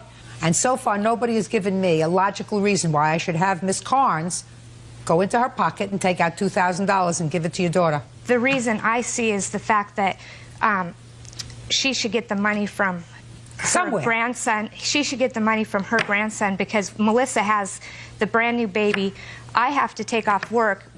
Melissa had transportation. Now she has no transportation, and he pays no child support. That's not her problem. Right. It's not her problem. But I'm saying that she should get the money from problem. So what you're telling me is she should have more control over her grandson to get him to pay up and be responsible. Well, basically, is that what you're telling me? Yes, I am, because that's ridiculous. She had because that's not what you do in a court. Right. Well, I guess not, but they had the money to bail him out of jail whenever he put her in the hospital 3 days before she was having their son. Instead of taking off work, why don't you help her? If you have a job and you are regularly employed, buy a car. If she works, then you say to her, Melissa, dear, you're going to have to make payments on this car so then you'll have transportation. You're her mother. Instead, what you did was you relied on his grandmother to do that because you didn't want to do it. His grandmother is not responsible to give her $2,000. Maybe her soon-to-be ex-husband might be responsible for providing her with some sort of transportation because he now has the transportation, but that's not up to me. That's up to the judge who's handling their divorce. Certainly, Ms. Carnes is not responsible for $2,000 that your daughter would like to buy a new car. Case is dismissed, that's all. Parties are excused. You may step out. She's just mad I won't be with her, and that's what she's causing all this drama over. Basically, I was tired of being beat up and cheated on. I've worked since I was 17. I've supported her. She's lived with me since she was 16. No, he never works, and his grandmother basically bails him out of jail every time he beats my daughter up. I want her out of my life. I would just want to be able to see my kid and live my life. Basically, I don't think he's going to have anything to do with my son, considering I don't want him beating up my son, too. And now the next case.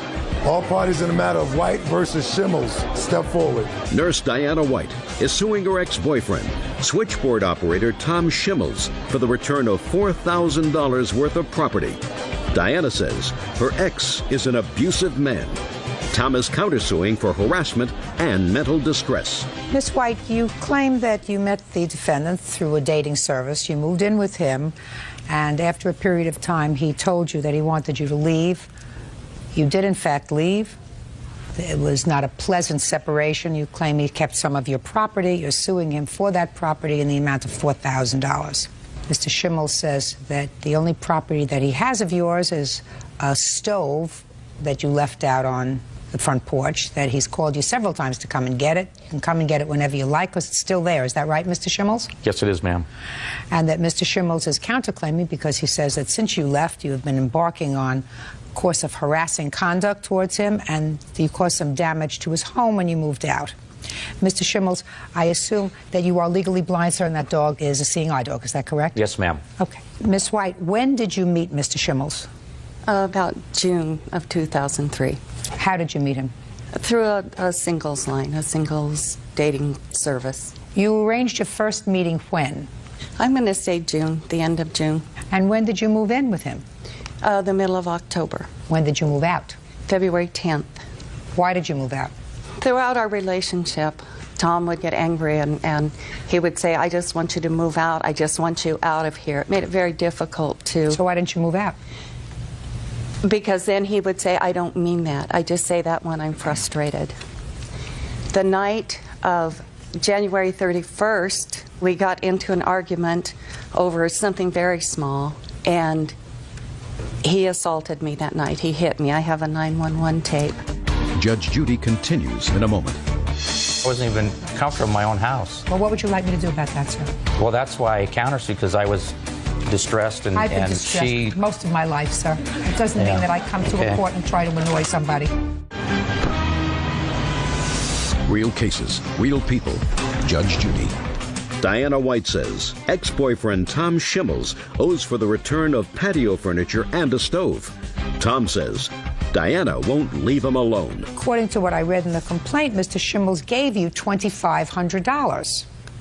What did he give you the $2,500 for? That was for a grandfather clock, a china hutch, some rugs, and a computer desk, the bedding for the master bedroom, pictures, rugs, things like that. Well, do you have a list? Those are not... Do you have a list? I do not. I do, Your Honor. You do? Can I Yes. see the list? Who is this? Your friend? This is my witness, Tim Flanagan. Jim Flanagan, Judy. Your last name, sir? Flanagan. Mr. Flanagan, Jim. step back, sir. Bert Oh, doesn't okay. like anybody to get too close, even Yeah, though all I right. know you don't look dangerous. Thank you. You bet.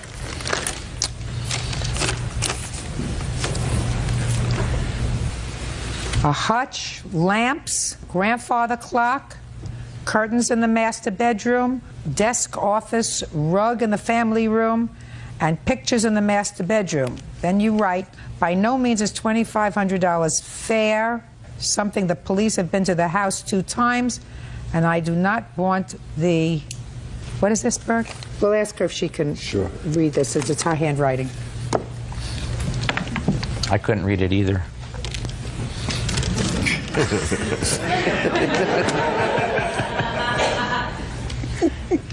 Sorry for the pun. Have been to the house. I do not want the abusiveness and fighting to increase, so under duress, I agreed to this. Okay, fine. So, now, what things do you have, madam, that you say he refused to let you take from the house? There's an entertainment center that I purchased in October, and I have a receipt for that. I purchased $2,300 worth of mini blinds and drapes. There's my antique stove. Let's deal with this. As far as the mini blinds, etc., you don't get those back. They're fixtures. They're a part of the property, so you don't get them back, and he's not paying you for them. The stove you get back because he says he has the stove, and you can come and get it at any time. Your Honor, Go and he get it. said this in the past, and he won't Okay, let me. we'll create an order that 5 days from today's date, at 12 o'clock, you're going to come there with a, is this an old stove? It's an antique stove. Fine. Going to come there, and she's going to pick it up. Do you understand, sir? Yes, sir. I've told her many times to come get it, and she refused to do that, and I've given her, all of her stuff. Fine. Terrific. The entertainment center. What about the entertainment center, sir? She said when we were buying, I bought all the furniture from More Furniture, she said that she was going to buy that for me as a gift. Give me the date. It had to have been in October when we moved in, because I bought all brand new furniture for the whole house. And Okay. So listen to me very carefully, sir. In October or November, that means that within either a month to 2 months, you told her to leave the house, correct? After just pay careful attention, Mr. Schimmel. Okay. Within a month or 2 after she bought the entertainment center, according to you, for the house, you told her to leave. Is that right? In December, yes. And it's true that some of the stuff that is in your home, like the blinds and the stuff that is attached to the house that I already told her she can't have back because they're attached to your house, you still have there. Is that right? Correct. And you are complaining, sir, that she's harassing you, because your counterclaim said that she's been harassing you for money. Is that right? Yes, she owes me money for damaged deposits. Just listen to me. Okay. You didn't sue her for damaged deposits or anything else until she brought this lawsuit against you, Mr. Schimmel. So what I'm saying to you is, you're complaining that the harassment is because she keeps calling you, asking you for money. Right. Or her things. And I'm saying to you that it would have been smart of you if you told her to leave within a month or 2 of her buying you this entertainment center for the house she was moving. You should have given it back to her. Well, I understood that it was a gift when she bought it. I don't think so. How's that? $771.52. You prepared to give her back the entertainment center, sir? Along with the stove? I can give her the stove. I mean, the entertainment center is built. I mean, it'd be really difficult for me to do that. Okay. All right, so she gets the stove plus $771.50. What else, Miss White? And don't go into nonsense with me, because otherwise I'll reconsider the $771.50. I'm not. My patio furniture is there, my molded lawn chairs, my padded folding lawn chairs are there. He did return 2 of my hoses, but the ends were cut off of them. There's wind chimes, there's Don't go into nonsense with me. A 1940 radio. You have an old radio, 1940 radio. That she was going to throw away and she said I could have. It's now become very, very important to her to have this old radio back. It's an antique. She wants it back. And when you give her back this property, she's going to stop annoying you. Do you understand? Your Honor, when it all... I understand. Good. So we have a stove that's going back to you and a radio. That's it, Miss White.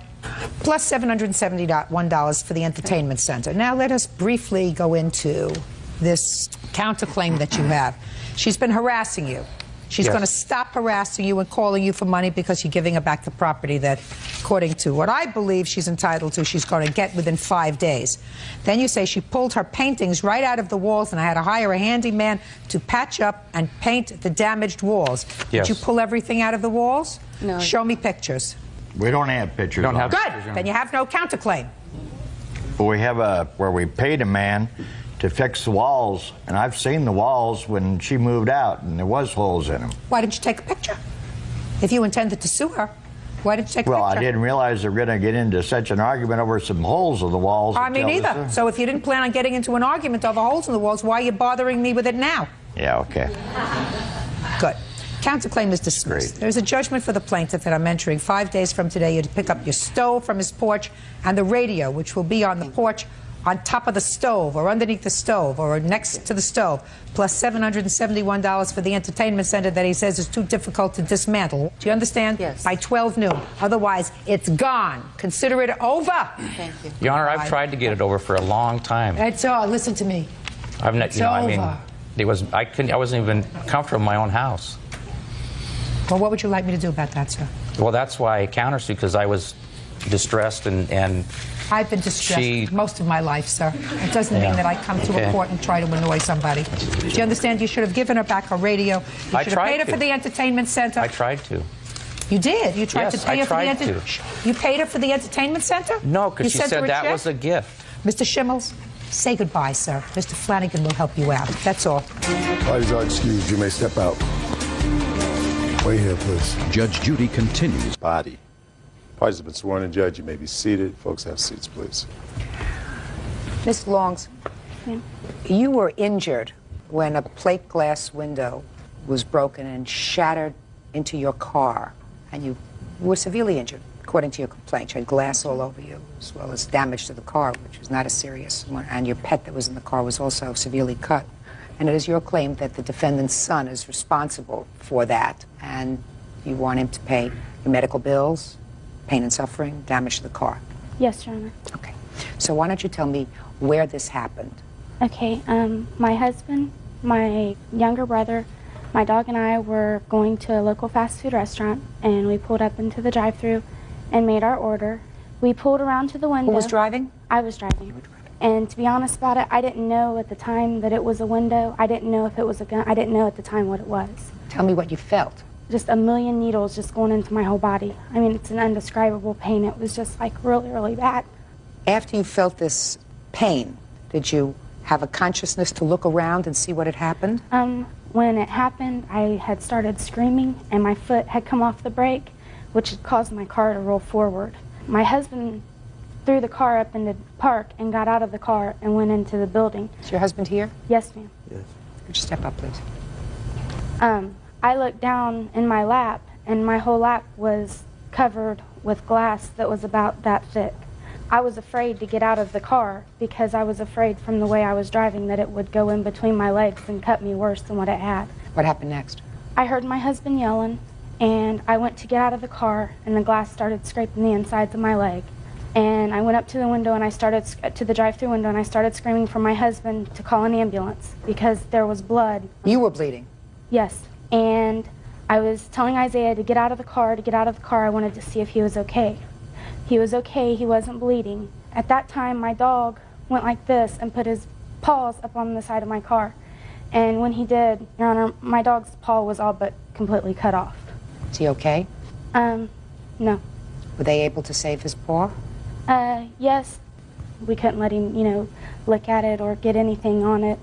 And they give him antibiotics. But he's home with you? No, ma'am.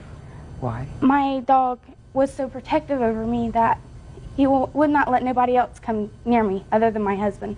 And my dog attacked a man at my husband's job. And so therefore, we either had to get rid of him or they had to put him to sleep. So what did you do? My mother-in-law has him. She has a bigger house than what we do, but he has to stay on a chain. Okay. So what happened?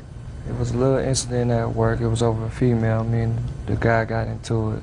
You and a coworker got into an argument over a girl. Yeah, he started it. And what happened when you got into the argument with the coworker? Well, apparently our boss separated us. She told me to go home. I went home. I was kind of heated at the time, and I was telling my mom what was going on. So me and my mom went up there. Okay. Now, so what did you tell your mom? That you got into an argument with this coworker? Was it over a girl that you knew? Basically, yes, ma'am. It was his girlfriend. It was his girlfriend. Had you made advances to this girl, or did he think you had made advances to this girl? Yes, ma'am. And what had he said to you during the course of this original argument, before you went home to your mother? Well, we go get into it, no. No, I don't know. I don't know what means get into it. Tell me what he said to you, what you said to him. He said he's gonna kick my, and I told him, man, it's whatever. You told him whatever? Yeah. Now your boss sends you home. Yes, ma'am. And then he comes home and he talks to you. Yes, ma'am. What did he tell you? He told me that him and this boy had an argument. Did he tell you what it work. was about? He said it was over some girl. Did you ask him any specifics? I asked him, what kind of argument that y'all was in. And he just said, Mama, it was over girl. He keep messing with me and stuff like that. I said, well, we'll go back to the restaurant. We're going to talk to the young man and the manager and you. We're going to get together to resolve this matter. When we get there, my son goes into the back. Were you there? Yes, ma'am. I was Were there. you? No, just a second. Were you in the back with him? I was in the back when they got to fighting, but when he went back there, no, ma'am. When you went to the back of the restaurant, your mother was in the front of the restaurant. Who did you see in the back of the restaurant? I seen him. And The boy? Yeah. And? Did you say anything to him? No, I did. Did he say anything to you? He said, what's up now? And I just walked right past him. And I laughed at him like, man, whatever.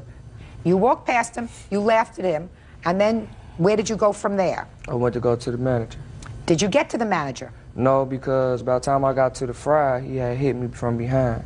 And he pushed me, tried to run me through the glass, and I caught myself. Yes? So I'm still facing him. By the time I brought myself back out, I didn't know she was there. So far you didn't break the window? Yes, I did. My back went through the window. How could you be face to face, sir, if he pushed you from behind? See, that's... So he hit you from behind, but you didn't go into the window. No, he hit me, and then when I turned around, he rushed me. He ran me into the window. Uh-huh. When he did that, I had, got me a little brace, and my back went through the window, but I came back out the window. Okay. Now, Miss Scroggins. Yes, ma'am. You went to the workplace with your son to have a discussion with a manager. Yes, ma'am. So, tell me why you didn't say to your son, you stay out here, I'm going to speak to the manager. Before I can tell him that, he had already went to the back. How did you get to the store? I don't live too far from there. Did you walk or drive? Shh. I drove. Well, you drove, but your son walked. Did he walk behind the car or next to the car? How did that work? He said he walked. You said you drove. So did he jog along aside the car? No, he was in the car with me. All right. Did you discuss with your son how you were going to handle this situation? Yes, I did. And what did you tell him? I told him we was going to talk to the manager to resolve this problem because he has to have a job. That's exactly what I told him. Fine. Did you tell him we're going to go in together and speak to the manager? We went in together. But then he left you. I was standing at the counter. Yeah? He went behind to where the manager and stuff. No, he went behind where the boy was. Real cases, real people. Judge Judy. Shirley Long says she was in a fast food drive-thru when worker Paul Body broke the restaurant's window during a fight. Shirley says the shattered glass injured her and her dog. Where's the other boy? He is currently in jail. For what? I have no idea. I had to put cases against both of them, and the one was never signed because he is currently in Montgomery County Jail. Okay. Can I see your bills, please?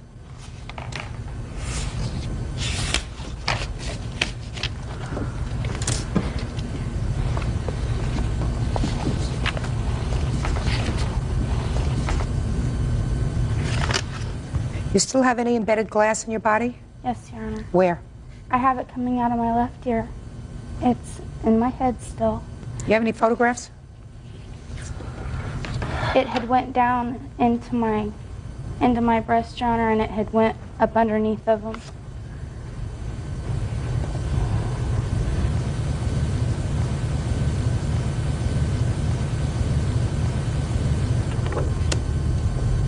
Okay. I don't have to see any more bills. Okay. Miss Scroggins. Yes, ma'am. You handled this matter all wrong. If your son comes home and says to you he's having some trouble with a guy where he's working, and the trouble started because of him, and if you want to resolve the situation, then you pick up the phone and you call the restaurant, you get the manager on the phone, and you say, we'd like to come over and have a discussion, all of us. I would like to be able to resolve this matter because my son really needs the job. And if at all possible, maybe we can resolve this dispute between the two boys. Does that sound intelligent? Yes, ma'am. Instead, right after the argument, when he was hot, because according to him, he was hot, he was angry, right? When he came home? Yes, ma'am. He was angry. You put him in the car and you drive over there because the situation was bad enough for the manager to send him home because he was the wise guy. And instead of saying to your son, you sit out here in one of these little tables, I'm going to find the manager, you let him go in the back where you knew the other guy was. Then the other fellow said to him, what are you doing here? He laughs at him, because that's what he just said. He laughed at him and he said to him, whatever. That's what you just told me. So, okay, if somebody say they go kick my, then what I'm supposed to do? Get another job. Go to another restaurant. No, I got It's not the rights only to that. fast food restaurant in town. And you don't mess around with somebody else's You girlfriend. said anything about me messing around. I said I know her. There's a difference from knowing and messing. Then what you do is you sit down calmly in your mother's kitchen and say, maybe we can resolve this because I didn't do anything wrong. Let's call my boss and go over there sometime after work when nobody else is around, and maybe the boss will die and this other guy will sit down, and I'll tell him it's all a misunderstanding. I didn't do anything with your girlfriend. So, is it both of their faults? I think it is. Sure, but the other guy's in jail, so he has to pay the whole thing. Because but for the fact that you drove him over there when he was hot and angry, and he went back there and tormented him a little bit, laughed at him. She got hurt. She's suing you for $3,000. It's nothing. She still got glass in her head. It's probably what you have up here. Solid glass. Judgment for the plaintiff in the amount of $3,000. That's all. Parties are excused. You may step out. I didn't like the way that the guy had come out here and tried to fight with my husband after the court was over. For him to come out and act like he did, I mean, he's just a kid. It would have been different if it would have happened to him. If the glass would have gotten embedded into his back, he surely wouldn't have probably been out here threatening my husband if he would have felt what I was feeling. And now the next case. All parties in the matter of Johnson, Obligacion versus Rogers. Step forward, please. 16-year-old Tabitha Obligacion and her mother, Katrina Johnson, are suing Tabitha's former friend, 20-year-old food service worker Deshaun Rogers, for chipping her tooth. You're Tabitha? Your mother? Yes. It is your claim, Tabitha, that the defendant chipped your tooth Yes. while you were sort of fooling around at his mother's house. You want him to pay the bill. Yes. What were you doing at his house? We were supposed to go to a party, but we stopped by his house. So tell me what happened when you got there. Well, we Look were at there. me. We were there for a few minutes, and then Deshaun took my purse and ran into the restroom. And I went in there to get my purse. You mean just out of nowhere, he got up and grabbed your purse? Well, yeah, like he was playing, I guess, and then he grabbed my purse. So he ran into the bathroom. I went into the bathroom after him to get my purse. He threw my purse into the bathtub, and then he closed the door. And then he started spraying me with 409, and then he started wrestling with me. And then the next thing I knew, he bumped my head on the sink, and it chipped my tooth. And the next thing I know, my tooth went through my lip, and I started bleeding. And then when he realized what happened, he stopped wrestling with me, and then he opened the door. And I ran out, and I was bleeding, and I realized I was bleeding. And then I went back to realize that my tooth was chipped. And then I went to go find the other half of my tooth, and then I found it, and then I glued it back on with super glue. Tell me your version of the events, sir. What had happened was all in the house playing with water. What do you mean playing with water? We was squirting water on each other. And what she did was she reached under the counter, she got my mom's spray. It's wood grain spray. So she ran in the bathroom, was playing around. She sprayed it in my eyes. So I walked out the bathroom, and I walked in the living room where everybody else was sitting, and that's when she ran out afterwards. And I ran outside after. I said, "What's wrong, Tabitha?" She said, "I chipped my tooth on your counter." I said, "How'd that happen?" She said, "I slipped when I was spraying the spray." Tabitha, you left out the fact that you were all sort of fooling around with water. We weren't fooling around with water. Were you fooling around with anything? No, he started spraying with 409, and I didn't have any 409 before that. I didn't ask you about the 409. I asked you about whether you were all sort of fooling around when you were in his house. You see why it didn't make sense to me that he would just go and grab your purse from nothing. You were all sitting around waiting for him to change, and he just grabbed your purse and went in the bathroom. So you want to start this again and tell me what you were all doing in the house? Were you there? Step up. Tell me your name. Nicole. All right, Nicole. What was going on with the water? I didn't see that part because I was in the other room. What were you doing in the other room? Watching TV, waiting for them to get ready. So you don't know anything about any water? Well, I heard them yelling and stuff, but I didn't What see did you anything. hear? I heard her saying stop and let me out the bathroom and stuff like that. I want you to tell me what happened when you saw her for the first time after she came out of the bathroom. She was holding her mouth and she pulled me into the backyard and she told me what happened. What did she tell you happened? She said that she chipped her tooth while she was horseplaying with him. Horseplaying? Is that what she said? Is that what she said? Yes. That's what I figured. I wasn't. Is that what you said to your friend? No, that's not what I said. Well, why would she lie to me? Because she's telling me the truth. I chipped my tooth when I was horsing around with Sean. Is that what she said? Not in those words. Well, what did she say? She said she chipped her tooth. No, you didn't finish the statement. Well, that's what I remember now. You told me no less than 60 seconds ago that you came outside and you said I chipped my tooth when I was horsing around with Deshaun. Now you're telling me that was a mistake? Yes. Sit down. Now, you want to get back to how were you fooling around with Deshaun? Well, he got up and took my purse and ran into the bathroom, threw my purse into the bathtub, and then closed the door. So I couldn't get out anyways. So you had followed him into the bathroom? Yeah, because he took my purse because I didn't want him looking through it. Were you laughing? Was I laughing? Yeah. With him? It wasn't a laughing matter. No, I'm asking you a question. At that point, were you sort of joking around, giving my purse? No, because he took my purse, and that wasn't funny to me. Something doesn't ring true here. Did you ever date him? No. So let me see what your dental bills are. And Deshaun also came to my house because he knew that he had something to do with my tooth being chipped. And he did. And he gave me $100, and he also, and Nicole was also there. She did witness this, and she also witnessed him saying that he was going to make more payments because the $100 was not going to just cover the bills. Absolutely. I absolutely think it was the right thing to do, right? Yeah, And tell me why you gave her the $100. because I felt bad for her. No, because you felt partially responsible. Yeah. Were you there? Step up. Tell me your name. Dwayne. Dwayne. Tell me what you saw. Well, everybody was in the kitchen, like, playing around. Like, I was getting wet with water, too. And them two, they started going towards the back, spraying each other. Both of them was playing around. What were they spraying each other with? 409 spray. Wood How many grain. spray cans were there?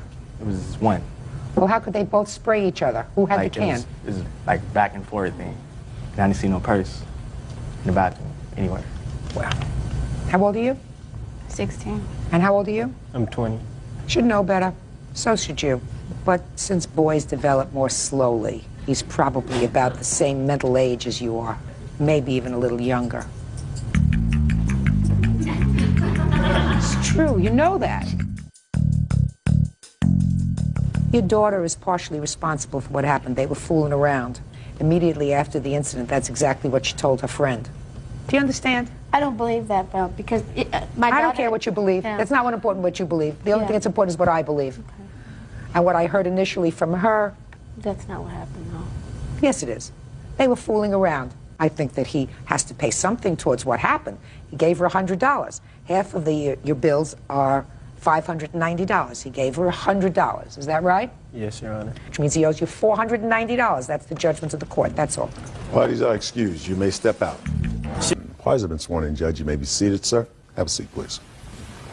Miss Mary, according to your complaint, you loaned the defendant $3,500. You knew him from a previous relationship. You want to tell me when you loaned him the money, what was it for, and where did you get it from? I loaned him the money in the middle of February. We had known each other about a year and a half prior to. We had been dating. It didn't work out. He couldn't commit. We reconciled at the beginning of the year. He came to me crying about the middle of February, indicating that his life was in danger, that if he didn't have this money, he would be hurt. I trusted him.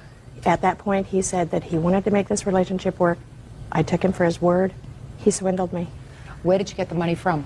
It was a tax debt that I owe. I took a loan out on my house. I just said it was a tax debt. What kind of tax debt? I owe the IRS money from cashing stock in. I took a mortgage out on my house. Do you have proof of that? Yes. He knew I was getting a loan for this money. He came to me right about the time it was about to fund. Let me see. Your Honor, that's false. I didn't know anything about the loan until after the fact. He had made an agreement with me, an oral agreement, that he would pay this back before the 15th. Just a second. Okay, and what date did he come to you in February? On the 20th. And what did he tell you that the money was needed for? I have no idea. He said that his life was in danger. I took him at his word. I just saw that he was scared. And you gave him the money in cash? Yes. He indicated that was the nature of it. Your Honor, I do have a bank account. I'm able to cash checks. Just a second. How much was the amount of your tax bill? $70,000. Okay. Go. Your Honor, this first thing I'd like to present this letter, actually, that I have. It shows a letter from what? It's a letter, actually, from the plaintiff. It shows a little bit of what her word is, and Your Honor, I have never mailed him any letters. Just a minute. It obviously has her. That's the original there, Your Honor, with her signature at the bottom. I can't read and listen to you at the same time. Okay, just show this to her. That really has nothing to do with this case. Absolutely nothing. Well, that goes to show that her word really means nothing, to tell you the truth, Your Honor. This was not a loan. Well, tell me what it was, sir. I read for your her. answer. Tell me what it was. I had done work for her in the middle of last year. My brother as well was working with me at the time. He was my employee. And we had spoken with her, him and I, at the same time, were present, to do anywhere from $8,000 to $10,000 worth of work on her home. That's a lie. Skylights, countertop, tile, replace a double door in the front entry. Okay, so you had started to do some work on her house. That's correct. When did you start to do the work on her house? I believe it was July 24th or 25th. We worked there for 3 days. 2000? Yes. And how many days did you work there? We worked there for 3 days, Your Honor. Oh, okay. On the third day, we had the job almost completely done, the portion that we were doing, and she said, I'll finish it myself. Had never given us any money for materials besides a $500 check. She had not paid us for our labor, which I had to pay my employee. She gave you $500. A check, that's correct. And that was in July of 2000. I'm speaking. She gave you a check for $500, and according to you, you worked there 3 days. That's correct. Did you have a contract with her? We had a verbal agreement. Did you have a contract with her? I did not, Your Honor. Okay. Because no contractor starts a job that says it's between $8,000 and $10,000. When you She do had a list. I'm speaking. When you do a contract, you say this item is going to cost this and that item is going to cost that. You don't believe that the work that you did in 3 days was $4,000. No, it was not, but subsequent to me accepting this job, I turned down numerous other jobs because I was going to be at this job for anywhere from 2 to 3 weeks. You have proof of that? Not on hand, Your Honor. Well, that's your defense. That's your defense to this action. So you should have proof. Now you're telling me she just came home one day and said, I don't want you to work on this project anymore. That's correct, actually, Your Honor. A few days before that, she had told me that she loved me and wanted to be with me. We went to her house that evening. My brother and I spoke with her on doing this work. She had a large list, pulling out bushes, skylights, numerous work around her house that she had just purchased. We told her, well, okay, we can start in a couple of days. We came by on the Monday of the first part of the week. When we showed up, we asked her to open the garage door so we could unload So you materials. didn't have another job right then? No. I told her I could be there on Monday. Just a second. So you were free immediately? No, I My told her I could statement help was her you out. were free immediately. She spoke to you the week before. You were able to start that Monday. So you were free. You didn't have any other commitments. At present, I did not at hand. She had asked me first. I had other jobs that I went to. That's the main reason why. No. My question was, and your response is, you had no other commitments that prevented you from starting her job immediately. No, I did not. Okay. My father had just passed away, so therefore I was still grieving from his death. I had been taking care of him for the first part of that year as well. Mr. Johnson, pay attention to me. This is about money. This is not about I your have a bill father's here as well unfortunate that I normally demise. write up for customers Okay? that I work now, for. don't you understand when my mouth is moving? There's only one voice that I hear. I do apologize, Your Honor. Good. Now, if you felt that she owed you money in July of 2000, why didn't you sue her? I had spoken with my attorney on putting a lien on her house, and work picked up at that time, so I just filed the bill away that I had written up for the initial work that we had started. Then I'd like to see the bill that you say you filled out then in July of 2000. That's correct, Your Honor. For the work that you started.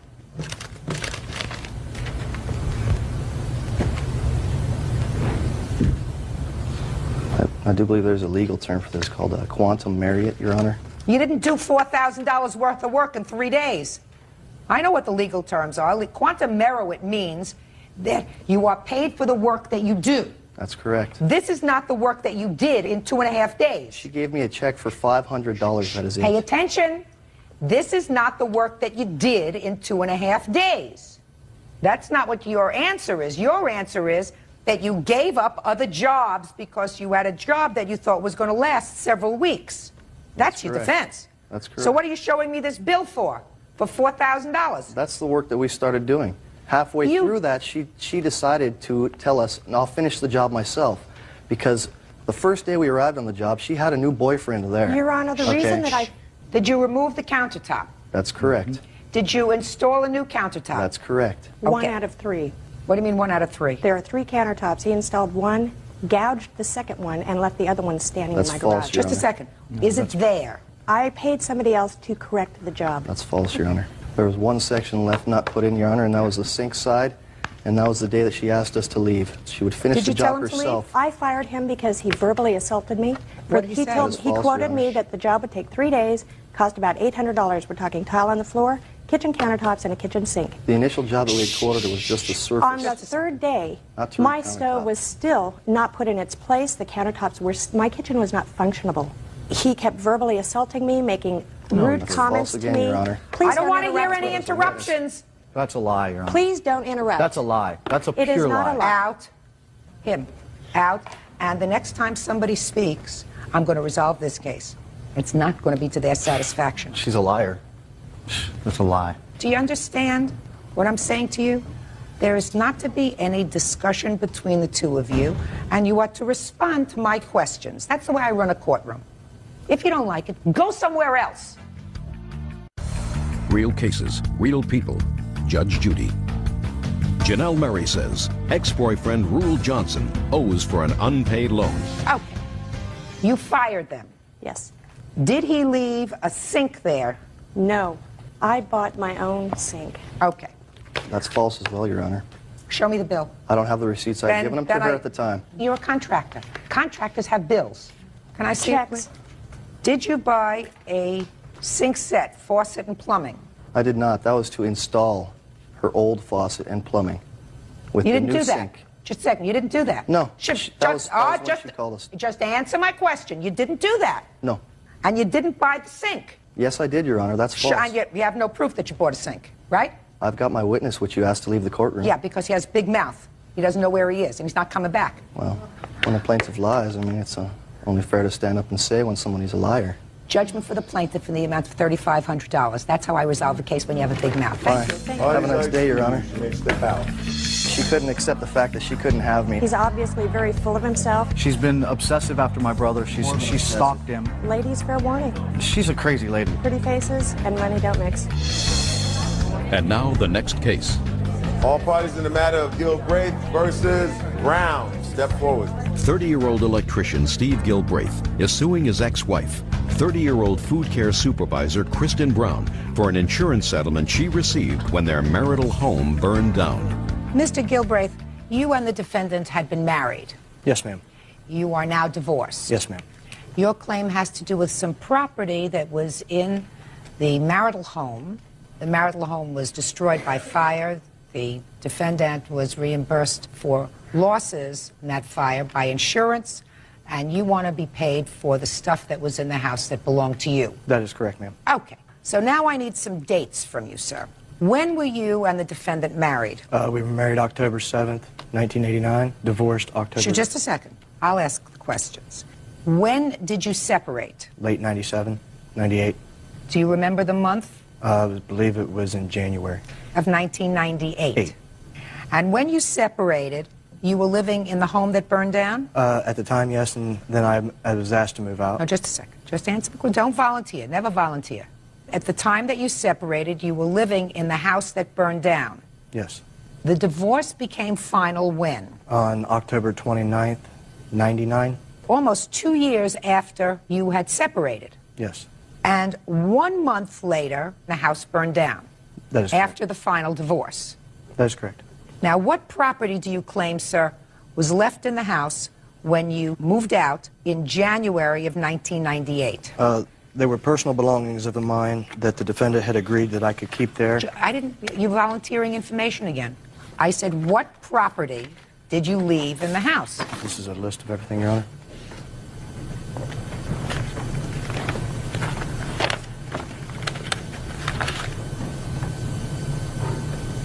All right, Mr. Galbraith, between January of 1998 and the time of the divorce in October of 1999, had you gone back to the house at all for any of your property? Yes, ma'am, I did. What property did you go back for? Mainly at the time it was my personal clothing and stuff like that. Things that I had left there were items that I was actually working on remodeling my son's room in the house, my tools and stuff like that. The majority of what I took out was my personal clothing at the time. Mm-hmm.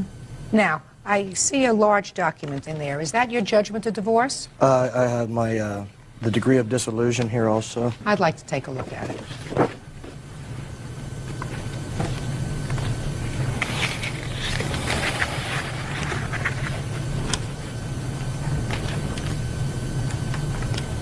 This says that at the time of your divorce, you and your wife had allocated all property that belonged to each of you. That's correct.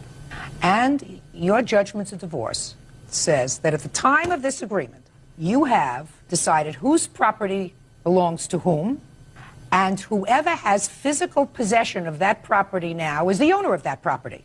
Did you know that? Yes, ma'am. The husband and wife agree that each party shall retain as his or her own, free and clear of any claims of the other party, all items of household goods and furnishings presently in his or her possession. That's what it says. So, at the time that the house burned down, sir, all the property in her possession was hers. The power tools that were in the house I was using to, like I say, to remodel my son's house. Those are tools I use every day on my job. The items that was in there were items that we, her and myself, had agreed verbally that she would allow me to keep there. Then you put it in this agreement. Did you have an attorney? At the time, no. Should have. You signed this. As I said before, we had a dissolution, and it was an agreement between us in the best interest of our children to keep everything. We've been friends for over 20 years. We tried to keep it in the most friendly possible way we could. That's fine. What I'm saying to you, Mr. Gilbraith, is that you keep it as friendly as possible. But when you outline in an agreement all other property, you talk about the house, you talk about the car, your truck, it names the truck, it names the year of the truck, the make of the truck, the model of the truck that you're going to keep. It talks about the car that she's going to keep, that she's going to keep up the insurance. You have to do certain deed transactions. Talks about all of those things. And then it talks about personal property. And if you had any personal property in that home, you'd just as easily say, listen, we have to put in another paragraph and list all this property that I have in the home that belongs to me. That's very easy.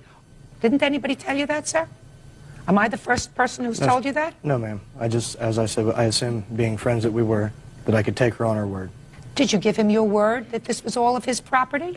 No, ma'am, I didn't.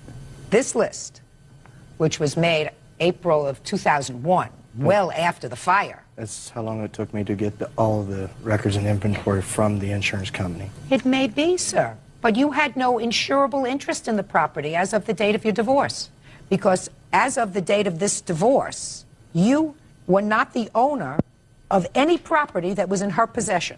It's a simple legal matter, unless she acknowledges that she was merely holding this property for you.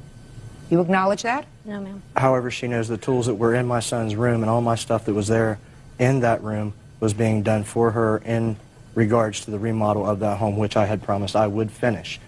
Unfortunately, a fire happened in the home before that. That may be. But you're not suing under that theory that you were a workman doing renovation in the house, your tools were there when it burned down, and therefore those tools should be covered by her insurance. It also says in my agreement any inheritant material that was in the house was also mine. You're talking about under miscellaneous? Yes, I had things that was given to me by my deceased mother, and etc. As to Gilbreth. Don't pull my leg. Okay. The section that you're reading says the parties agree that each shall retain as his or own, free and clear of any claims of the other, all items of clothing and personal effects presently in his or her possession. The parties further acknowledge and agree that neither party shall have any enforcement rights to the other's inheritance or expectancies, and all future inheritances and expectancies shall remain the property of the inheritor, which means that if somebody dies in your family and leaves you money or property, she cannot claim any of that property. That has nothing to do with your power tools. No, it has to do with quilts that were made by my mother and my grandmother. You should have gotten them out before 2 years. Those were not power tools. You don't redo your son's room with quilts. No, but that's things that she had stored. Mr. Galbraith, this is a very simple case. You were divorced. At the time of your divorce, the judgment's divorce said all property that you each have in your individual possession belongs to each of you individually, free and clear of any claims by the other. You had the opportunity at the time of the divorce to include this list as property that was in the house that you intended to get back, that it was an agreement with the defendant that you would get back. She knew. Very simple. I said including in the judgment of divorce. You did not do that. If you did not do that, you had no interest in any property in her home. Your case is dismissed. Parties have been sworn in, Judge. You may be seated. Folks, have seats, please. You're Mrs. Bridges? Yes, ma'am. And who are you? I'm Mr. Bridges, David. Well, you weren't there during the course of this incident that brings us to court today. No, ma'am. Is that right? So why don't you have a seat? Okay. Tell me your first name. Brittany. Brittany, you have a boyfriend. Yes, ma'am. Your boyfriend is her stepson. Yes, ma'am. Is your boyfriend here today? Yes, ma'am. Boyfriend. According to your complaint, you were at the defendant's house. You were having an argument with your boyfriend. The argument got kind of loud. The defendant, his stepmother, came outside. There was some sort of an altercation, and at the end of this altercation, according to you, the defendant burned up all of your CDs. Yes, ma'am. You are suing for the value of those CDs and also some mental anguish. And she has a rather interesting defense to the CDs, although she acknowledges she burned them, correct? That's right. When did this incident occur? July 3rd. And you were at the defendant's home. Yes, ma'am. What were you doing there? Me and my boyfriend went up there to go swimming How long has he been your boyfriend? for nearly 2 years. So you know the defendant very well. Yes, ma'am. And I assume that you had always had a nice relationship with her. Yes, ma'am. So what happened on this particular day when you went over there to go swimming? Well, me and him got into an argument, and she came out there and was asking, she was in our argument, and... What did she say? She was just trying to, ask us what was going on, and we told her, and she was like, well, y'all don't need to be fighting and all this. Then she started getting ill with Rodney. So Rodney... She started to get what? Ill, and was just starting to holler at Rodney. Where was this argument taking place, Brittany? We were walking down from the pool house when me and him was arguing, going to the house, and then she came outside. Were you yelling? Were you raising your voices? No, ma'am. What were you arguing about? The tanning bed. Tanning bed? Yes, ma'am. Tell me about that. We were arguing who was going to get in first. It was stupid. Okay. So she came out and she started hollering at the boyfriend. Yes, ma'am. Her stepson. Yes, ma'am. Go ahead. And then Rodney just told her that we wanted to leave. So he went to the house and got all of his clothes and put them in his car, and her car was parked behind his car, which was in the garage. And it was blocked in, and he asked her, he said, will you move your car? And she said, no, y'all are not leaving. He said, yes, we can leave if we want to. And she said, no, I'd like to see y'all leave. So that time, Rodney just said, look, I'm going to call your mom and see if we can call the police to get my car out of the way. And so we walked over to the side of the house and called the police. And that time, she walked over there and got in his car and got all of his clothes and my CDs. We didn't know what was going on. Then her granddaughter and grandson came over there and told us that she was burning all of our stuff. What happened next? We ran over there, and Rodney kicked over the 55-gallon drum to see if anything was saved, and everything was burned. Was there a fire in the 55-gallon Yes, drum? What was in the fire? All his clothes and my CDs. So what happened after you saw your stuff burning? Well, she was yelling at me, trying to fight me. What do you mean try to fight you? She told me when we went up to the fire, she was like, get off my property, and we were like, okay, and then she was chasing me out into the road, trying to fight me for I don't know what reason. All right, Miss Kimbrough, let me hear your version of these events. Okay, they were out in the yard fighting. First, my husband went out, and he couldn't stop them, so I went out, and they had went back up to the pool. And I asked them what happened, and Brittany said it was her fault. And I said, Rodney, no matter whose fault it is, you don't need to be talking to her like that, and you don't need to be cussing. Our neighbors... Is that what he was doing? He was cursing? Very badly. Both of them were cursing. And I told him not to do that because our neighbors had called and could hear them, and our 2 grandchildren was there and heard it. So they came running back down to the house, and Rodney went into the bathroom, got his clothes out of the dryer, and he said he was leaving. But now his car was in my carport because it wouldn't run. It wouldn't even crank. So I knew he couldn't go nowhere, but I did ask him to leave. And my daughter Summer had came up, and something had happened earlier that day that I don't really know, but Brittany and Rodney and Summer were arguing. Well, when she came up, they started again.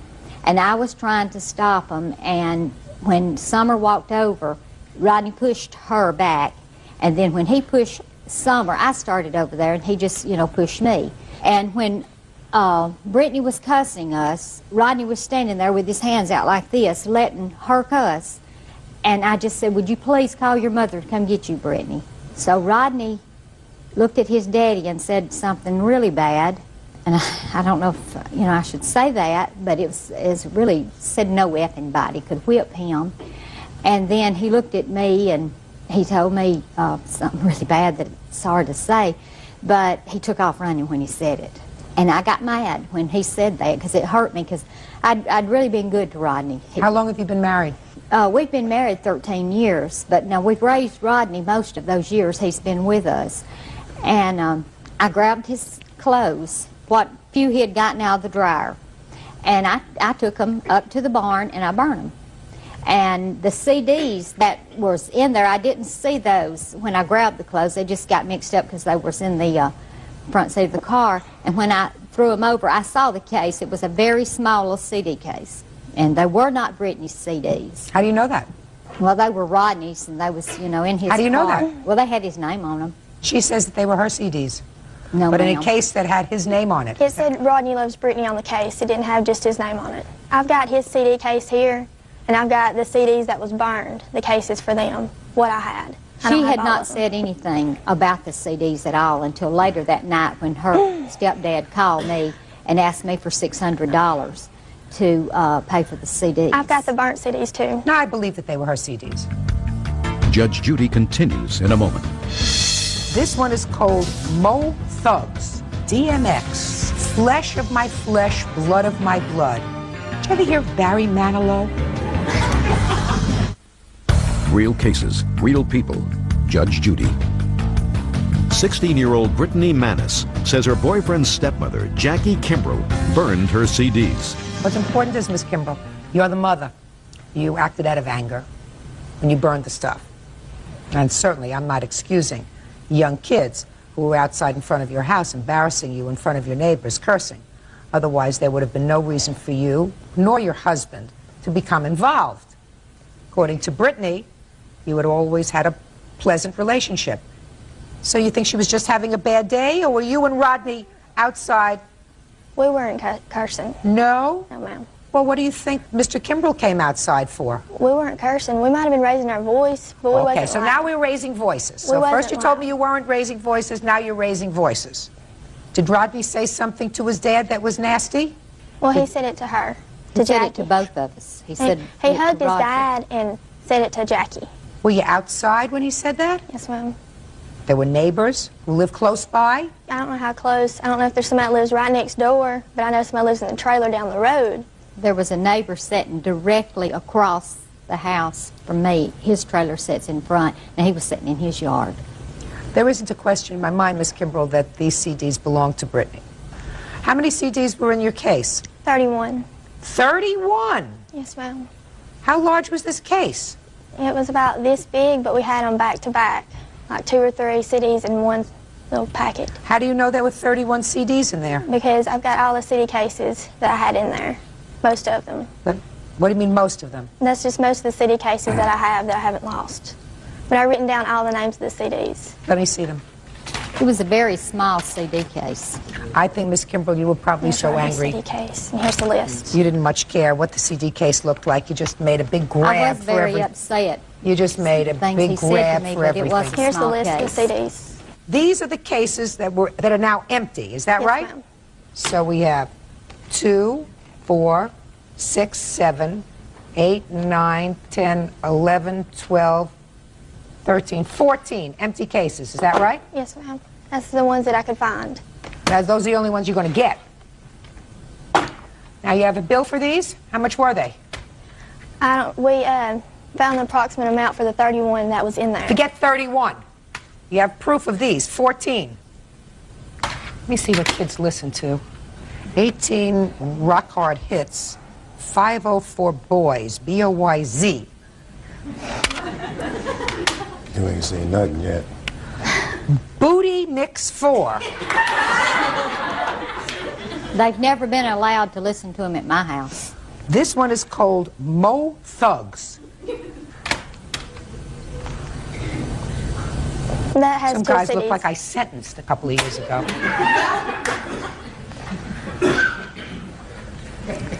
Dr. Dre. Yeah, that's right. Is he a physician? Not really. Master P. How here are 4 normal-looking girls. Destiny's Child. Very nice-looking girls. Normal. DMX. Flesh of my flesh, blood of my blood. What happened to Benny Goodman? He was replaced by Bootleg Booty. Bootleg Booty. Oh, Master P again. Who's the big fan of Master P? Me. You are. Yes, ma'am. Did you ever hear of Barry Manilow? No, ma'am. Never heard of Barry Manilow? No, ma'am. Okay. Now, if you're asking me about the worth of these albums, since you don't have receipts for them, right? We don't usually keep our receipts for CDs. How much do they cost? On the average, about $15 a CD.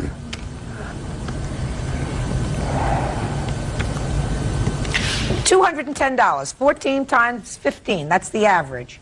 What are you doing sitting over there? Who did you come to court with today? Brittany? Your Honor, I tell you the reason Rodney's here today is because he was threatened by David and Tammy to come to court, or at the time this happened, Brittany was 15 and Rodney was 19. And if Rodney will admit to telling the truth, this is what was said. They said that they was going to get him for a statutory rape if he didn't come to court and be a witness for Brittany.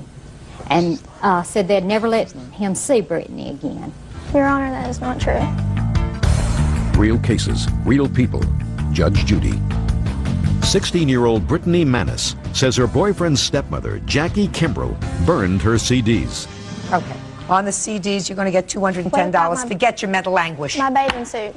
What? My bathing suit top of my picture, she still hasn't returned. Do you have any of that stuff? I have her bathing suit top, but she came in the house and got everything else. No, ma'am, I did not that go in belonged their to her. house. Whatever. I don't have anything else in the complaint about anything else. You have a bathing suit top? You give her a bathing suit top.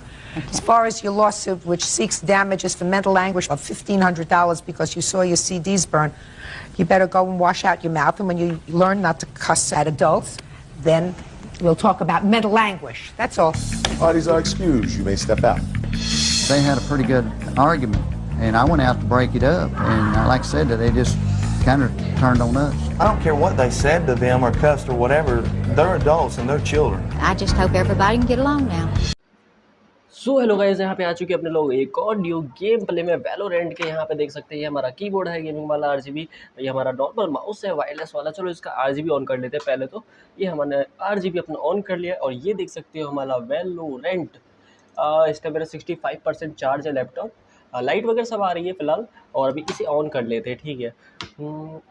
इसे on करते अभी खेलते हैं थोड़ा game play वैलो का। कल तो वैलो कर नहीं पाए थे नेट की वजह से, वाईफाई के लिए मैंने कर दिया है। आज या कल तक हो जाएगा वाईफाई, ठीक है। पेमेंट वगैरह सब कर दिया है, कल तक वाईफाई हो जाएगा कंप्लीट, या तो आज शाम को ही हो जाएगा या कल हो जाएगा, देखते हैं बाकी। और फिर नेट के तो कोई दिक्कत ही नहीं है। चलो भाई जल्दी जल्दी ऊपर हो जाए यार, ये वेलो ओपन नहीं हो रहा है, थोड़ा सा स्लो है क्योंकि अभी अभी जस्ट मैंने ओपन करा ना वेलो। हाँ हो गया, चलो इसलिए थोड़ा सा टाइम ले ले रहा है ये ओपन होने में। Okay guys, please like and subscribe सभी लोग कर देना, कोई भी मिस नहीं। ये हमारा RGB कीबोर्ड एकदम मस्त वाला है, इतने सस्ते में इससे बढ़िया तो मुझे नहीं लगता कोई कीबोर्ड मिल सकता था। ये काफ़ी अच्छा कीबोर्ड है, हालांकि इसकी वायर क्वालिटी थोड़ी सी लूज़ है लेकिन अच्छा है, कीबोर्ड अच्छा है ओवरऑल। इतने में भाई कॉम्बो कीबोर्ड माउस का गेमिंग वाले मिलना थोड़ा सा मुश्किल है।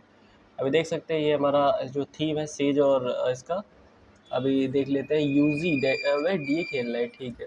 अभी अपने DM लगाते हैं, एक DM लगा देंगे गाइस और फटाफट ऑर्डर लेके बैठ जाएंगे एक जगह। करो करो गाइस, लाइक और सब्सक्राइब सभी लोग कर देना, कोई भी मिस नहीं, फटाफट सभी का लाइक और सब्सक्राइब होना चाहिए भाई। चलो स्टार्ट हो जाओ, लेट हो रहा है भाई स्टार्ट, बहुत लेट, 15 सेकंड हो गए अभी तक नहीं हुआ।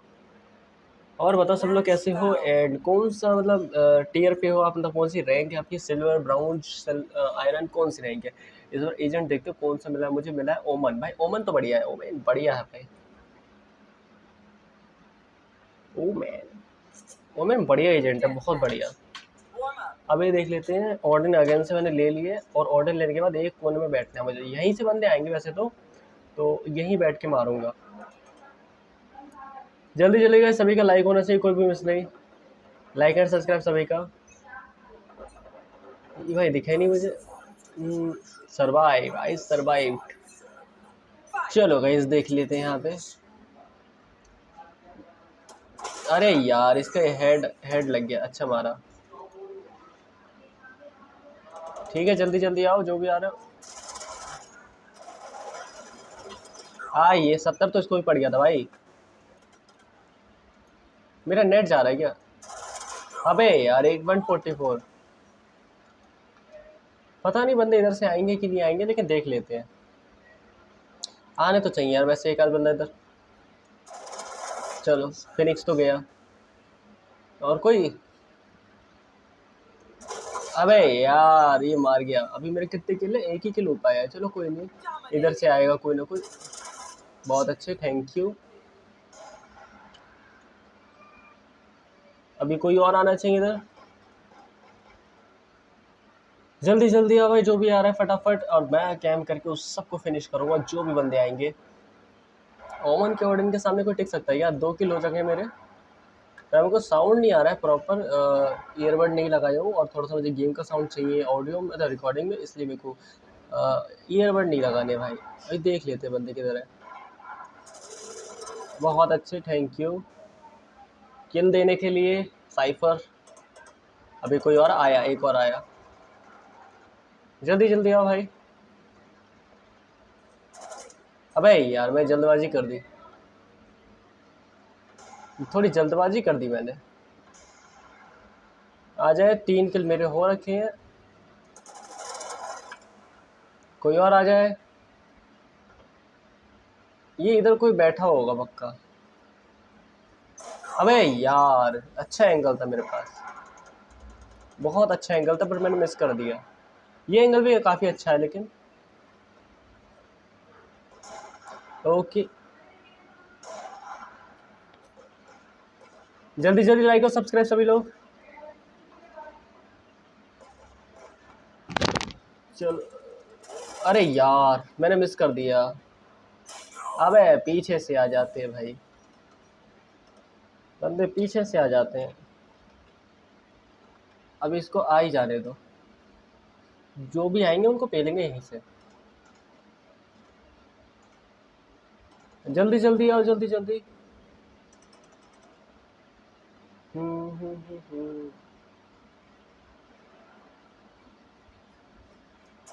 कहाँ जा रहे हो जैक, अरे यार 1 किल मेरा उसमें खत्म, 5 किल मेरे हो गए। And KJ only body with serif lol,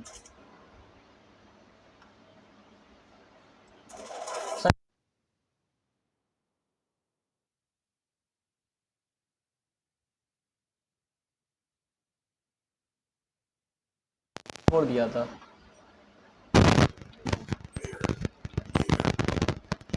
कोई तो आएगा, अबे यार इधर से आ गया।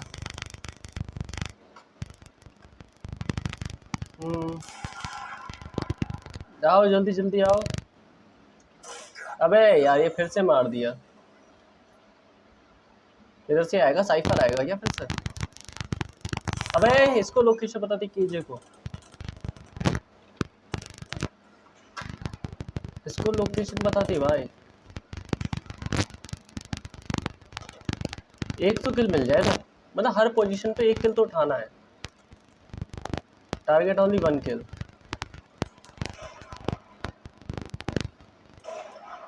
एक तो गया। अबे यार नहीं उठा पाया।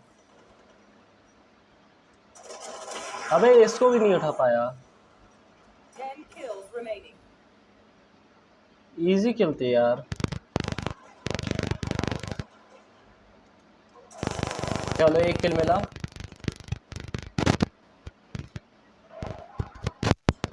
एक किल ओनली।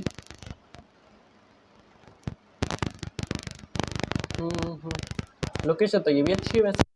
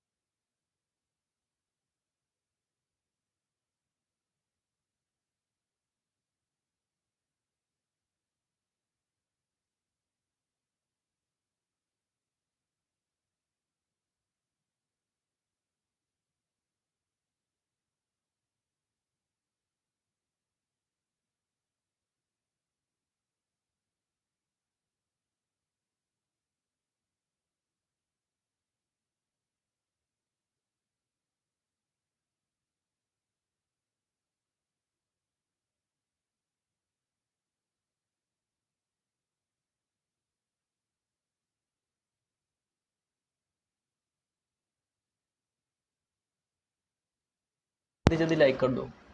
एंड यहाँ पे देख लेते हैं एक और मैच स्टार्ट। 4 3 2 1 फाउंड। चलो भाई इस बार कौन सा एजेंट मिला है मुझे? इस बार मिला है चैम्बर। चैम्बर बढ़िया है भाई। चैम्बर का आर्ट यूज कर पाना बहुत अच्छा है। ज्यादा बंदे नहीं आए इसमें क्या पता नहीं, शायद से बंदे नहीं आए। इधर बैठूंगा आराम से। चलो एक गया। और कौन है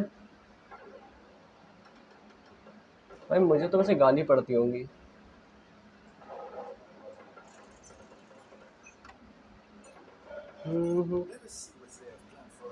चलो किधर है बंदे? इधर ही है, आएगा। मेरे पे नहीं आया। लॉल, मेरे पे कैसे नहीं आया ये बंदा? आ जा जल्दी से। ये क्या देख रहा था? मतलब मेरे को समझ नहीं आया। कुछ तो देख रहा था।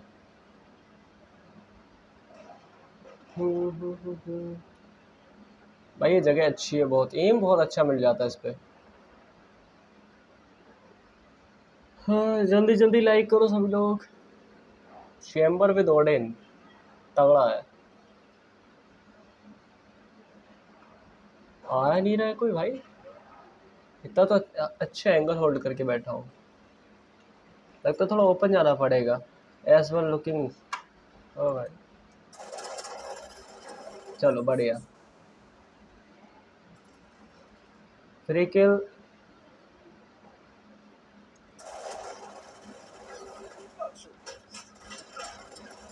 अबे यार 114 तो उसको भी दिया था।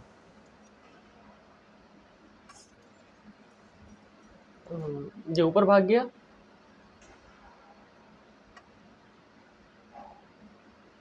भाई इस एंगल होल्ड करना बहुत मुश्किल पड़ रहा है। दोनों साइड मुझे देखना पड़ेगा अच्छे से। अब बोला ना दोनों साइड देखना पड़ेगा। ज्यादा ही मुश्किल काम है कुछ।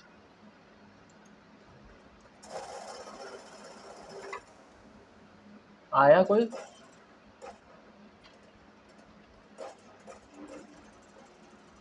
कोई तो आएगा। चलो बढ़िया।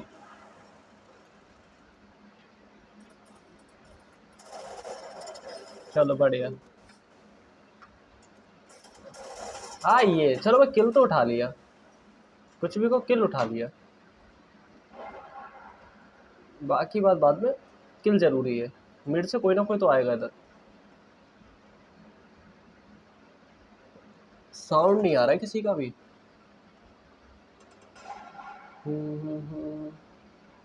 अबे आ जाओ जल्दी से।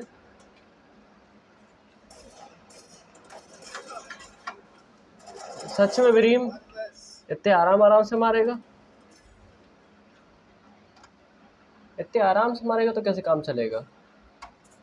अरे ये तो भाई इसका अलग ही है।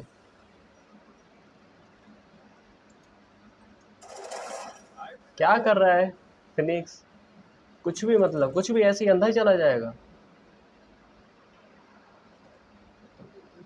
जल्दी जल्दी आओ, जल्दी जल्दी। कोई और आया? अबे स्नाइपर चला रहे हो? अबे ये कहाँ से आ जाता है? इधर से आया। जल्दी जल्दी आओ, जल्दी।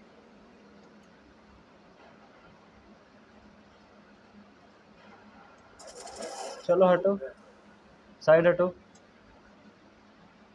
सोलो S1 क्या मतलब? अच्छा एक को बुला रहे हैं।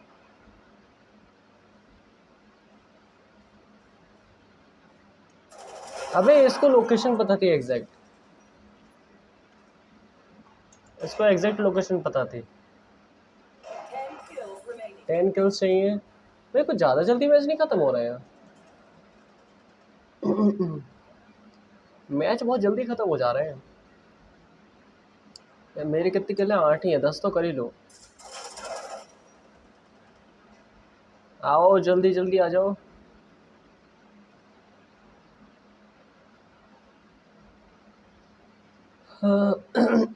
इधर तो साउंड भी आ रहा है, इधर देख लेता हूँ। इसको देखो, इसको देखो, इसको देखो, इसको अंधा ही देखता हुआ जा रहा है। 10 के लोग हैं मेरे। अभी एक्स्ट्रा में जो मिल जाए, एक्स्ट्रा में अब जो मिल जाए। 1 किलो और मिल जाए। अरे जाओ। और कोई? और कोई?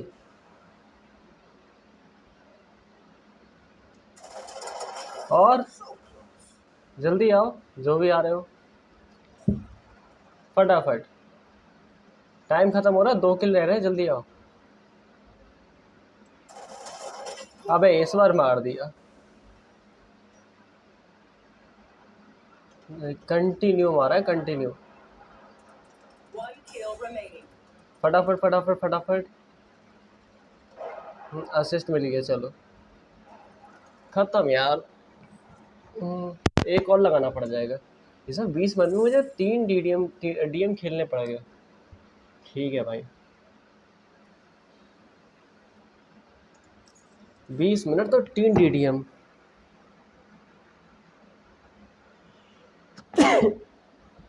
सर्दी हो गई यार। कितने लोग ऐड है फ्रेंड लिस्ट में? पता नहीं भाई कितने लोग ऐड है। चलो स्टार्ट हो गया एक और मैच। अभी देख लेते हैं इधर। दूंगा एंड इस बार आइसो मिला है, ठीक है चलेगा ये भी। इसमें वैसे तो गन चेंज करके खेलने का मन है, लेकिन चलाएंगे ऑर्डिनरी। ऑर्डिनरी चलाएंगे क्योंकि ऑर्डिनरी सही रहती है। नीड बम फॉर कॉम्पी। अंधे क्यों घुसे जा रहे हो? देख के ही चल लो कम से कम। सिल्वर गोल्ड प्लेट, अच्छा अच्छे प्लेयर चाहिए। अच्छा इसने आगे दोबारा मार दिया। Anyone want to play compy? No. अभी जल्दी जल्दी आओ। यस ये आ रहा है। चेस्ट पे तो मैंने फोकस ही नहीं किया था पिछले में। अरे रे वो भाग गया। ज्वाइन। अबे आओ जल्दी जल्दी आओ, कहाँ रह गए?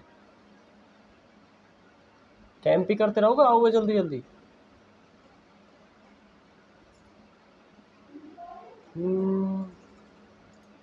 क्या कैंपर है?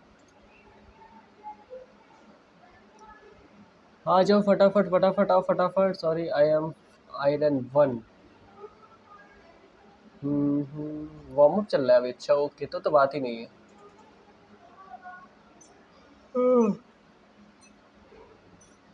हर बार मुझे एजेंट चेंज करके दे रहे हैं। ठीक है। नेट अटक रहा है क्या मेरा? शायद से मेरा नेट अटक रहा है। फटाफट आओ, लाइक करो लाइक करो। 200 बुलेट मेरे पास है एक्स्ट्रा में, मतलब 2 मैगजीन अलग रखी है, एक इसमें लोडेड है। टोटल 300 बुलेट है। 300 बुलेट में तो ख़त्म ही हो जाएंगे सब। फिनिक्स में क्यों दिया जाता है भाई? इतना नूब है कि क्या बोले। कोई आ नहीं रहा इधर। आ जाओ भाई फटाफट। जल्दी जल्दी आओ, जल्दी जल्दी जल्दी।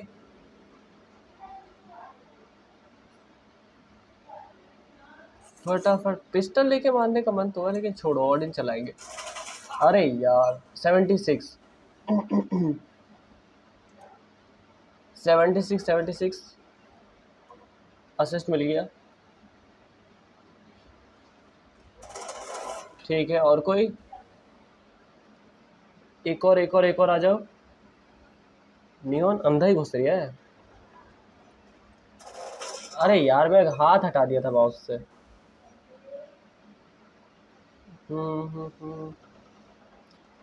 हाथ नहीं हटाता तो अभी तो हो जाता।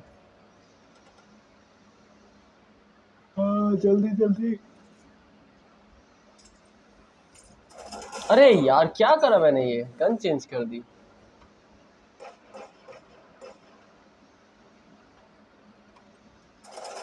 सच में बुरा लगा साइफर और साइफर के चैम्बर। अंधे ही घुसे चले आओगे तो कौन ही रोकेगा। अरे यार वो अलग ही दिख रहा था, वो कुछ अलग ही था।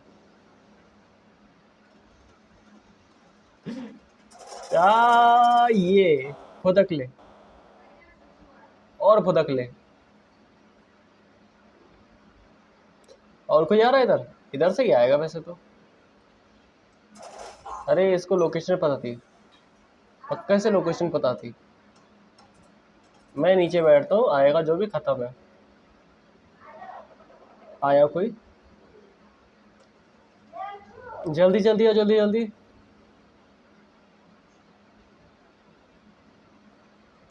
आजा इधर, कहाँ रह गए? एक बार नीचे। अरे इसने साइड से मार दिया। क्या एम लगा के खेलते हैं। ये इधर से आएगा क्या? देखते कोई ना कोई इधर कोई पक्का आएगा। 200% कोई ना कोई आएगा। चल